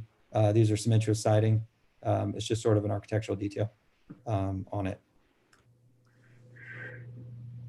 So I think that's pretty much it. You know, one other thing that the staff had asked us to look at is with the architecture is, you know, we wanted to do a one-story plan here for customer access, but they wanted us to take a look at making the elevation look a little taller from the Pontiac Trail Street view, particularly, so that it has a little bit more presence and not just a shorter building. So that's what we were trying to accomplish here with these taller parapets and putting the glass up high. So I'll stop there and love to take any questions and interested to hear everyone's thoughts. All right, Jason, thank you very much. Bill, any comments, any ins and outs? Bill McKeever? No, I think it'd be a great fit. I'm very interested to see what comes before us. Yeah. Okay, George? I also think it's a very interesting concept. I do very much like the idea of a low traffic operation going through there. To be honest, I'll probably struggle a little bit with the lime green as how that might fit with the development going in across the street. I do think some of the existing stores that you showed us actually look, to be honest, better than the rendering that we had in our deck, which is usually the other way around. So I would also just say, because of what the look and feel is going to be at the 5 and Main development across the street, maybe suggest, like you have in some of your other facilities in Georgia, maybe use of more stone or cultured stone along with the brick to give it more of a warmth feeling. But I think with what you've shown for our first shot, I think it looks very attractive. Okay. George, Brian Carroll. Thank you. Thanks, Mr. Aber. I got a bunch of things, but hopefully I can run through these quickly, and I don't think they're big limitations. I like the project. I think you got a good. I think you got a good plan here. I think it makes sense with the limited access to the site. Having a low traffic generator here makes perfect sense, as Mr. Weber pointed out. Due to the prominence of this corner, and we're obviously going to require a Class A project. You mentioned using, a hardy board in lieu of EFS. I like that. What else do I have on here? Obviously, we're looking for a lot of landscaping. One question in regard to the landscaping and a possible buffer, and I apologize if I missed it in your presentation. Will the building be visible from M5, or is it blocked by trees? We'll have to answer that 100% for you. We're gonna have to get a little bit more into design. It looks to me, you can see the trees here along the property line. Many of those trees are not on our property here, right on the edge. So, I don't think it'll be that visible. I can tell you from a business standpoint, as an operator, we're not counting on the M5 visibility. So if that answers your question, generally too with interstate traffic, folks they're moving quick, they're looking forward. You're not looking through the trees at something, particularly the way this road bends and it goes actually away from the property. You're approaching a roundabout and people are going to be looking at the roundabout. From a business standpoint, we don't count on this visibility very much. And I don't think it'll be very visible. I mean, I would prefer it to be more visible. Sure. But I don't think so. But I can't answer your question 100% until we. That's fair, and we can dive into that later. But I understand. You mentioned how you started getting into how folks would load and unload their materials, and typically in a building like this, there's many. This is more of an interior design, I think. Correct me if I'm wrong, as opposed to having numerous overhead doors. Correct. All the doors are inside. So they're all inside, which I think is great. And then the only other comments I really had, I love your idea of running the trail through the wetlands, doing a meander. I think that's really cool. All the trails that I go on in Commerce Township, I really can appreciate that. I have no issue with the parking variance. And yeah, I believe that's it. Thank you. Thank you. And to be clear, the trail certainly wasn't, I don't want to take credit for the trail going through the property. It was something that is either the DDA or staff mentioned as something we should consider and look at. But yeah, I'm a runner and love to run on the trails near my house, so I can appreciate it as well. And as far as loading, the way these, you guys are probably familiar, but all of the loading points into the building, just to clarify on that, they are sliding glass doors, sort of your traditional retail or grocery sliding doors. And it has a keypad entrance, so you can't get into the building unless you're a customer. Okay, Chelsea, any comments? I think it's great. I would like to see the actual renderings, like a more realistic one, but I think preliminarily it looks good. I agree with George's comment about the lime green. Might not fit in that well with that corridor and everything else we have going on, but I think that can be adjusted. And just a comment for you, Jason, I think that from the standpoint of saying that this is like a freeway and that you're not looking for traffic to drive business, I think that we have kind of a unique community here where because M5 kind of ends at our township, that people going down M5 for the most part, I feel like live here or live somewhere really close. So it's not like it's not freeway traffic. It's kind of like the dump off for the freeway for those of us that are here. So I think that you will be able to actually drive a lot of traffic from the exterior, but I think that also plays in a lot to the way that the exterior looks and how it fits in with the community. So I think that if you can leverage that and make sure that it fits in really well here and that it fits in with the community, that it will actually be beneficial to you. Okay, that's great. Thank you. And actually, you make a great point. I don't know if you are familiar with this business, but a lot of folks think interstate traffic visibility is great for self-storage, but it's not because we're a local business, right? Our customers come from 3 miles at the most, 3 or 4 miles. It's a very local business. So your point about M5 ending at the community, and these are the local folks, is really important. Yeah, and I mean, make it look good for us here, and I think that will really drive your business, and I think that will really help us as a commission to be able to be very easy with the approval. I'm hoping. Great. All right, thanks for the feedback. Okay, Sam, any comments?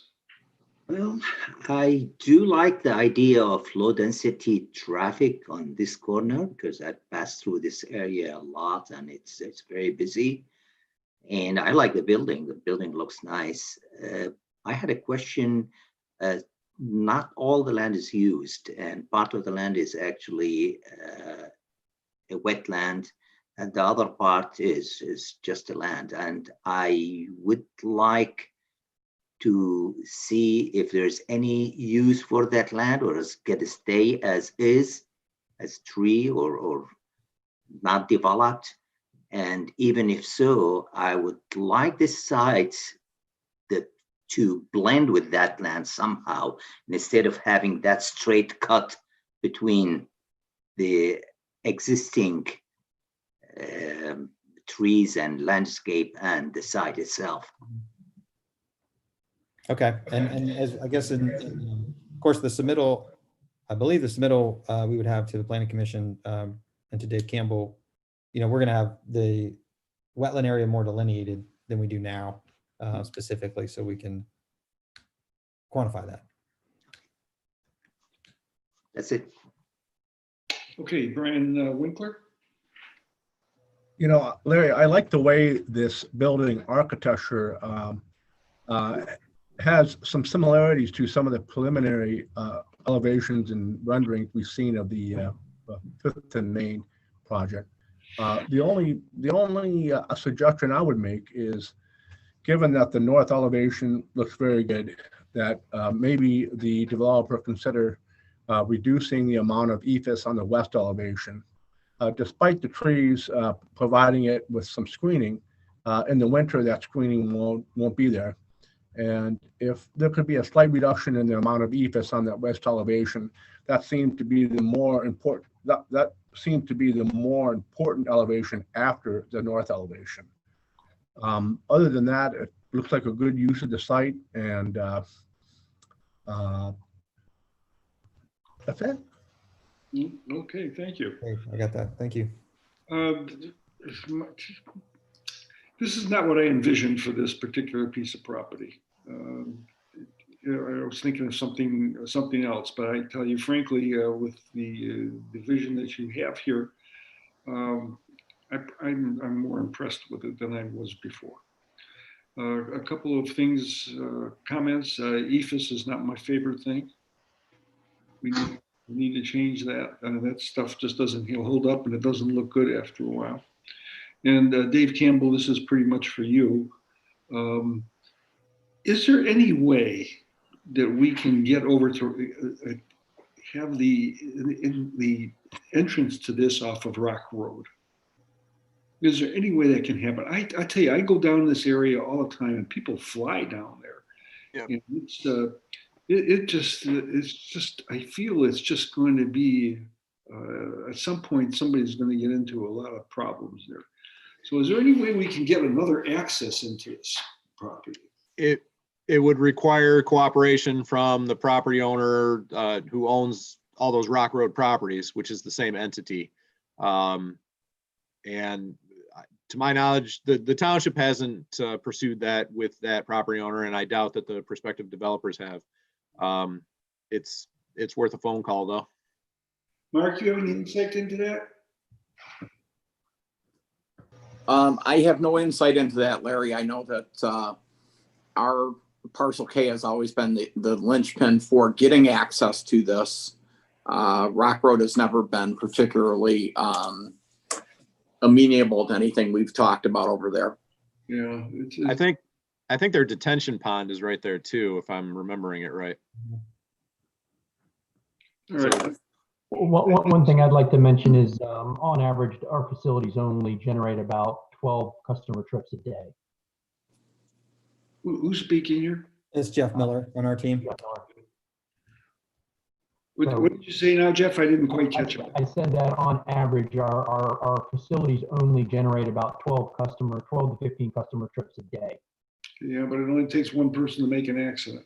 Okay. And that's, just in a tough spot. And the people, if you've spent any time out there, they come flying off of N5 and racing down Pontiac Trail to try to make the light down by Haggerty. So it was just a question, just something maybe could be looked into. I'm not sure if it'll work out. Other than that, I have no other comments. I think the chief done a nice job with this. Like I say, this wasn't what I envisioned there, but I think with the architecture and the time you'll put into that, I think it's going to be just, I think that would work out for me. So if nobody has any other comments, and Jason or Jeff, anything you want to ask more of us? Mr. Haber, I know that Mark Stacy and I think Randy Thomas from the, representing the DDA are still with us. And they have a horse in this race as far as being the owner and potential seller of Parcel K. I don't know if they wanted to add any comments. Yeah, this is Mark. The only comment I will make, Larry, is that I agree with you. This wasn't what I had originally envisioned for this parcel. But once we got into the traffic ingress and egress and saw the type of building that RCG was willing to put up, it suddenly made a whole lot more sense. Certainly, if we did have a different access point, that would be a different discussion, but we don't. So we're going to make the best of it, I think, for the community. And that's a beautiful building that they're talking about putting up. That's all I've got to add. Randy, it's almost good to see you. And do you have any comments that you would like to throw in on us? The only thing I would add is I would like to bring in Akins so we can kind of coordinate the appearance between both, so we got some coordination on either side. Other than that, I think the guys did a really good job, and I told them in the beginning that the green doors were going to be a problem. Okay.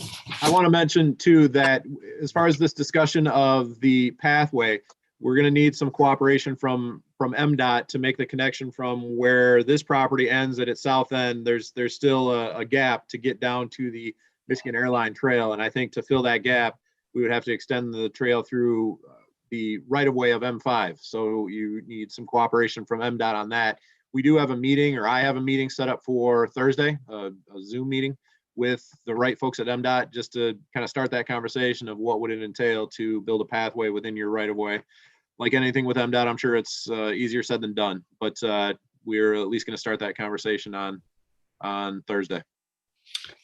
Okay. Hey, Larry, could I add one more postscript very briefly about this? And what do you got? Looking at this over, I realized something, and this won't be a big traffic generator compared to if there were a number of office buildings, for example, that were compatible to the TLM zoning.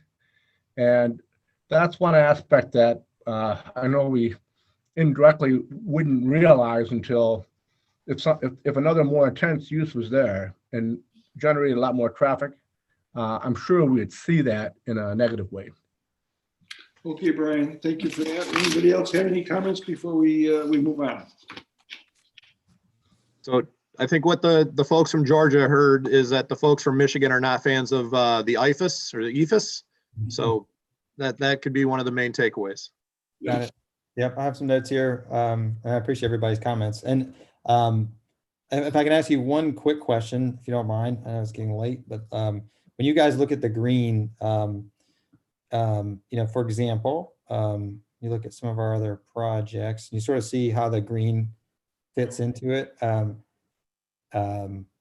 It's pretty more of an accent, you have so many earth tones here, and then the green. I didn't know if you guys were kind of focusing on the awnings here, or were you sort of focusing on the sides over here? Yes. Okay, both, is that a yes for both, or is that a yes for the sides? This is George. So from my perspective, definitely on the sides where they look like, Okay, large green billboards. Accent on an awning here or there doesn't personally bother me too much, but I guess it would depend on maybe seeing the renderings fleshed out a little more to see, so that it's not something that is going to be. I understand you have a brand, and that's part of your brand, so I respect that, but at the same time, with what we're trying to build in that particular area, something that looks and please don't take this word the wrong way, but obtrusive or gaudy isn't something that we want to go for. So small accents I'm okay with. Something that's an attention grabber, I would not be in favor of. right, so no gorillas on the roof kind of thing. No monsters of a sale. There you go. Okay, I got it. Thank you for that. That gives you some insight to where we are, and we'll look forward to seeing more from you. Okay, thank you all. Have a good night. Thank you. All right, so we'll move on to other matters that come before the Planning Commission. And Dave, is there anything you want to bring up, or anybody else that wants to bring anything up before we check out? I have one item just to maybe get a view from the Planning Commission, and this was something that I had, especially if Randy and Mark are still on the line. A question that I had given to Mark Stacy. Most of us, and myself included, are not fans of adding more gas stations within the township, and I know we've turned down multiple requests. Having said that, the piece of property at Oakley Park and Haggerty that is owned by the DDA, across the street from or right next adjacent to the storage place and across the street from the collision center, seems to me that might be a fit. And I know Mark has mentioned that that alcohol sales would be a must for that, and I would not be a proponent. If it was a beer or wine, that would be one thing, but no spirits. But just interested to see or hear any other comments from the Planning Commission on whether that's something that anybody's willing to consider.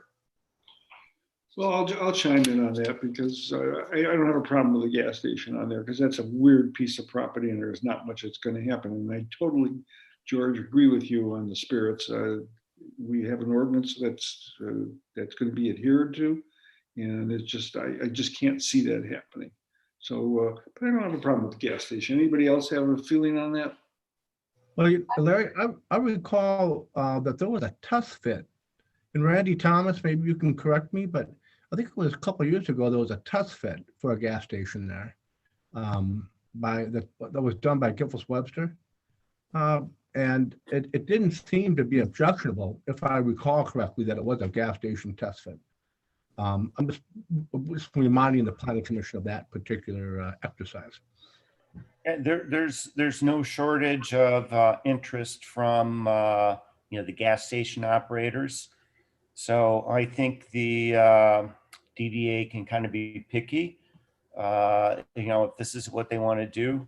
Larry, I'm actually surprised hearing this from you, actually, of all people. But I think you're right. It's one of the few pieces in the township, if you really look, because it's like there's a lot of morning traffic that's going that way. That could be conducive to a gas station. You have coffee or whatever.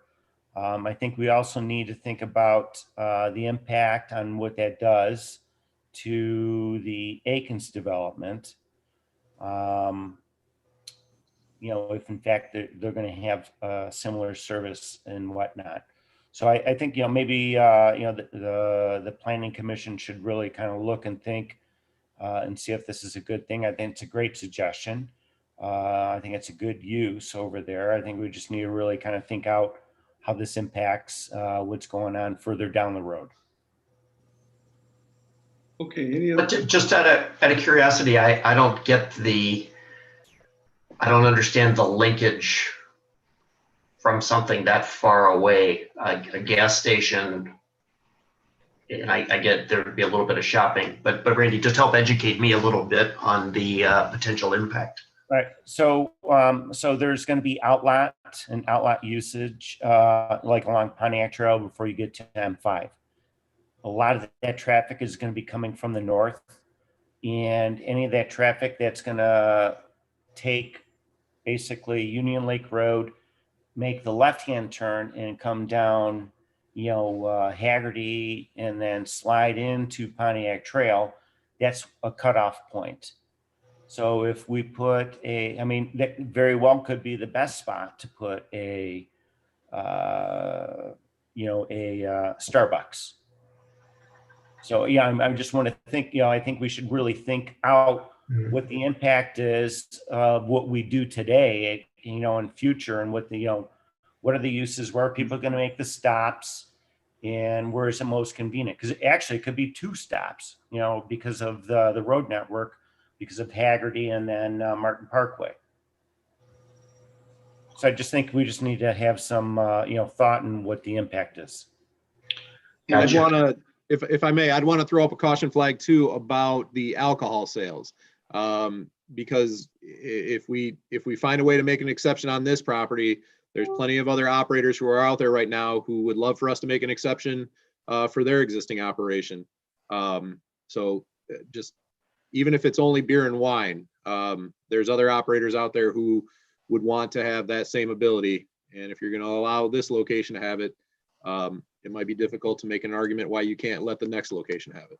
We're going to have to stay consistent on that. That's one of my pet peeves, and then we're just going to have to do without it. So, and Randy, just to clarify, a gas station is not my first choice. Okay. It's just I was actually just surprised to hear that from you. Okay, is there any other comments? I have a comment. I'm at Newton and Richardson, right? So anywhere I go, I'm just going right down Richardson to M5, and then I'm out of Commerce. There is nowhere to stop for gas, and it's very frustrating. And I used to be over on South Commerce and Oakley, still nowhere to stop for gas. That Oakley and Haggerty is not the most convenient place, but it's very frustrating living here and not having somewhere to stop. Do we think that there's going to be anything on M5 in the future? Is there a parcel?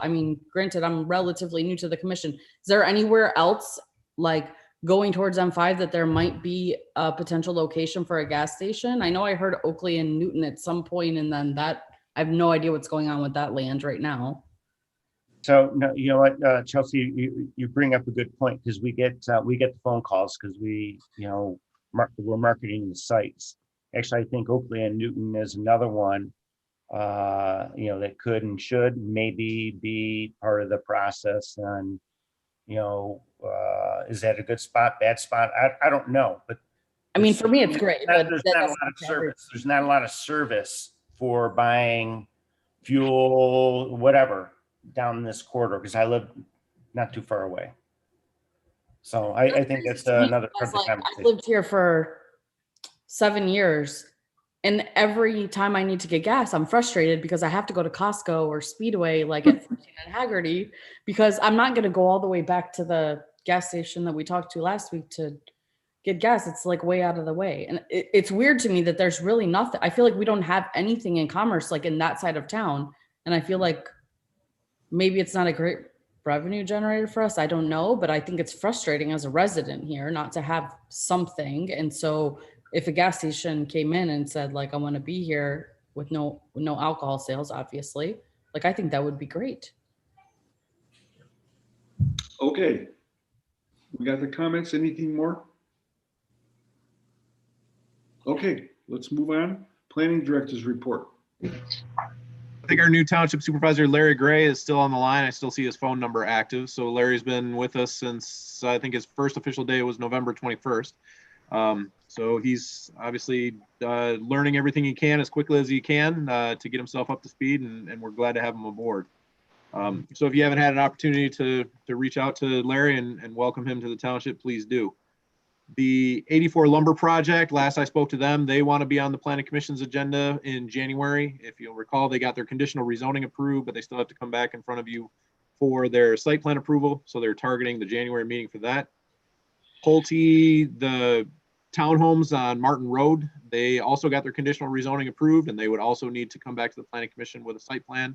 They too are targeting January. And another big one that's might be in the pipeline is the Feder property. So this is a property that you've seen a few concepts on over the last few years. This is the big vacant piece of property on the west side of Haggerty Road, just north of 14 Mile, right next door to the shopping plaza with the Kroger and Panera Bread and so forth. You saw a concept plan where they want to do a mix of residential and retail. Last I talked to them, they want to have a meeting with the planning staff and with the new township supervisor. And so it's very possible that they might want to be back in front of the planning commission early 2021, maybe January, maybe February. That's what I had to mention to all of you as part of my planning director's report, and happy to answer any other questions. Okay, anybody got any questions for Dave? All right, before we adjourn, I want to wish those of us who celebrate Hanukkah a happy Hanukkah, and the rest of you a Merry Christmas and a Happy New Year. We will get together again on January 11th. Hopefully, that this will still be on the internet here, because I'm down in Florida and I can't get back for that. So with that, I'll take a motion. In closing, Brian, did you want to say something? I wanted to thank George Weber and the Board of Trustees for giving us all a raise. Yeah, maybe that article might not have been worded the best, but no, Mr. Winkler, you got no raise, and you're going to take your $85 or whatever it is, and you're going to like it. Well said, George. You're in the right position. So with that, if somebody would like to make a motion to adjourn, we can put this thing to sleep. Anybody? I would be happy to make a motion to adjourn. Second. You're a second. All right. Anybody? Chelsea Yeah, did. Chelsea did. There's a bunch of them now. Deb? Steve? Harold, Aye. Reback, Aye. Winkler, Aye. McKeever, Aye. Weber, Aye. Kareem, Aye. Haber. Aye, and the meeting is adjourned.